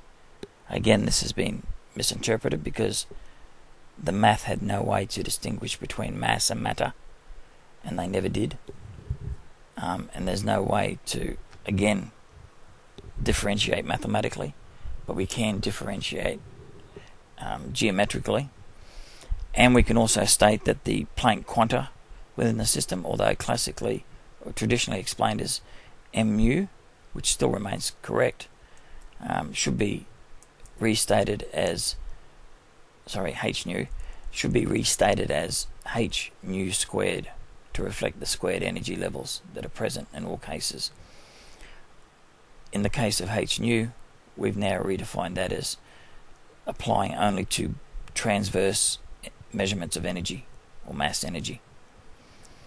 Obviously, we can now redraw rest matter in planar and polar views with detailed geometries inclusive of their the electric permittivity and magnetic permeability of their charged fascia.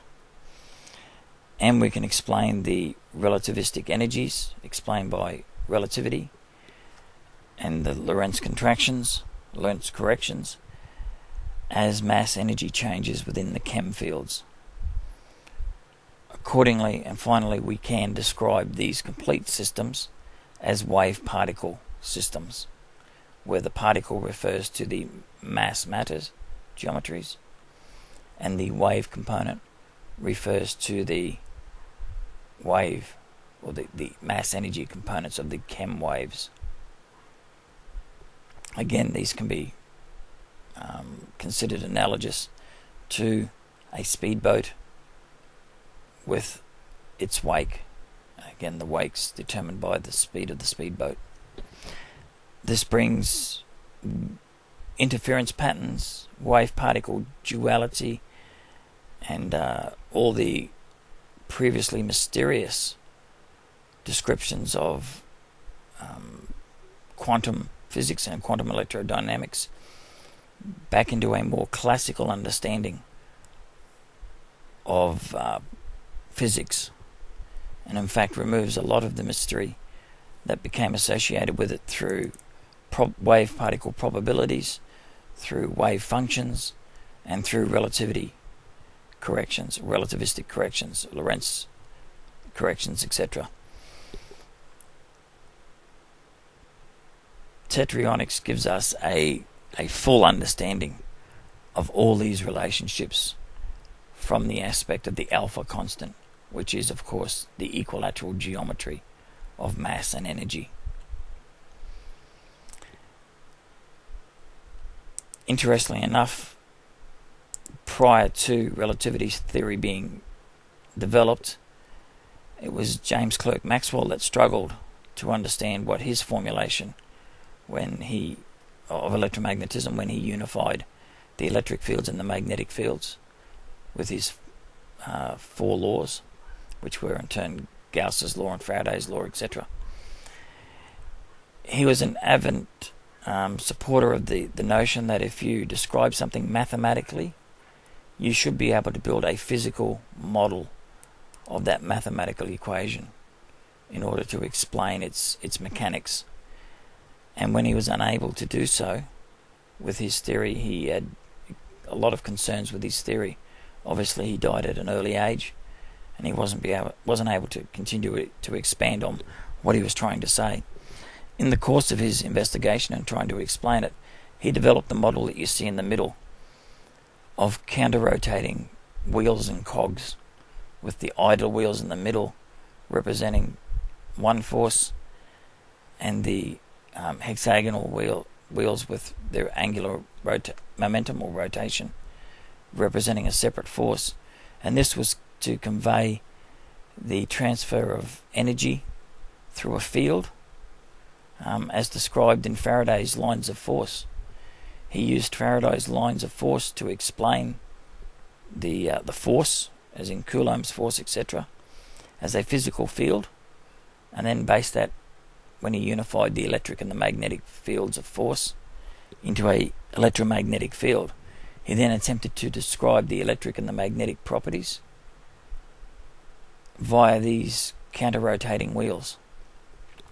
He was extremely close when you look at Tetryonics, of course not in the terms of equilateral geometries, but if you view again the equilateral geometry of a zero-point field as a ideal quantum inductor with positive and negative charges being viewed as clockwise and anti-clockwise loops of energy, you can of course redraw these loops of energy, or the equilateral quanta within any square energy field, as a loop of energy. And of course there's divergent and convergent, or positive and negative quanta within any field, even though it is a net negative charge in the case of electrons as pictured. There are, as the square number of quanta build up, there are more negative quanta than there are positive within the fields. And again, you can see here that there are, in the case of the 4, there is 1 quanta, then there's 3 quanta. There are 3 negatives and 1 positive quanta, giving us a -2 charge out of the 2 bosons, a -1 boson and a -1 boson, giving us -2 charge. Again, proportional to the velocity, the energy per geometry. Of interest is the fact that when you look at the vector rotations of these positive and negative charges, they do in fact form these idler rotations. If you were to build these positive and negative wheels within the triangles and rotated the negatives, all the negative, you rotate the top one, all the negatives, all the wheels will rotate. Again, as they rotate, the positive ones will rotate clockwise and the negative ones will all rotate anti-clockwise. And if you look at the vectors of one against the other and consider them as idler wheels, they will mirror what Maxwell was trying to explain with his arrangement here. Of course, we have equilateral geometries in reality, and these idler wheels are just electrical equivalents of the inductive geometries that are in fact equilateral. But it does tie in with Maxwell's physical description of how the force is conveyed through the field. In this case, the equilateral mass energies give us a real physical field. And we know this, of course, because not only do we have a physical geometry to this field, we have square root energy momenta associated with this field, where these fields, they have divergent and convergent fields where they overlap. Obviously, the number of quanta per field that is overlapped or superpositioned will give us varying degrees of force between the charged particles, and this is what describes Coulomb's law, or the force between charged particles. Again, destroying a foundation of quantum electrodynamics in the process, namely that of virtual particles creating the force between separated charges or charged particles. That's how it's described as a foam of virtual particles creating the force in QED and Feynman's diagrams. In Tetryonics, we have the physical geometry of the mass energy matter, or the wave particle geometries, and this physical geometry of the superpositioned mass energy in the chem fields is what gives rise to not only the force of the particles, but the motion of the particles and their magnetic moments within any region of space. So we do away with this idea of electrons in quantum mechanics needing supercomputers to calculate the probabilities, the energy momenta, the likelihood of virtual particles popping in and out of the energy foam, and naturally doing so in such a short period of time that they balance the energy out, so there's never an energy imbalance. We do away with all that to a simple physical geometry of a 12 pi charged mass matter with its associated chem field. And this chem field gives us the motion of the particles in QED, and it gives us the force of interactions. Again, a wave particle geometry or a mass energy matter geometry. The virtual field that we've mentioned, no longer existing, in fact still exists. It's the radiated energy, the spectral lines, the fields of force from all particle and all matter and motion. They all create force fields. They all radiate light, black body radiation. All these energy fields, two-dimensional mass energies, radiate out at the natural speed of energy from a body in a vacuum throughout the universe, getting ever weaker from their point source, and in turn they superposition throughout all of the known universe.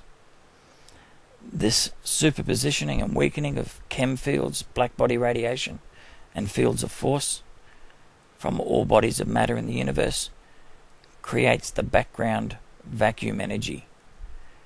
And interestingly enough, and as a final note to this discussion on wave-particle interactions, it's this irradiated fields of force and black body radiation and spectral lines that then recombine and superposition to create the vacuum energies that all these particles move through.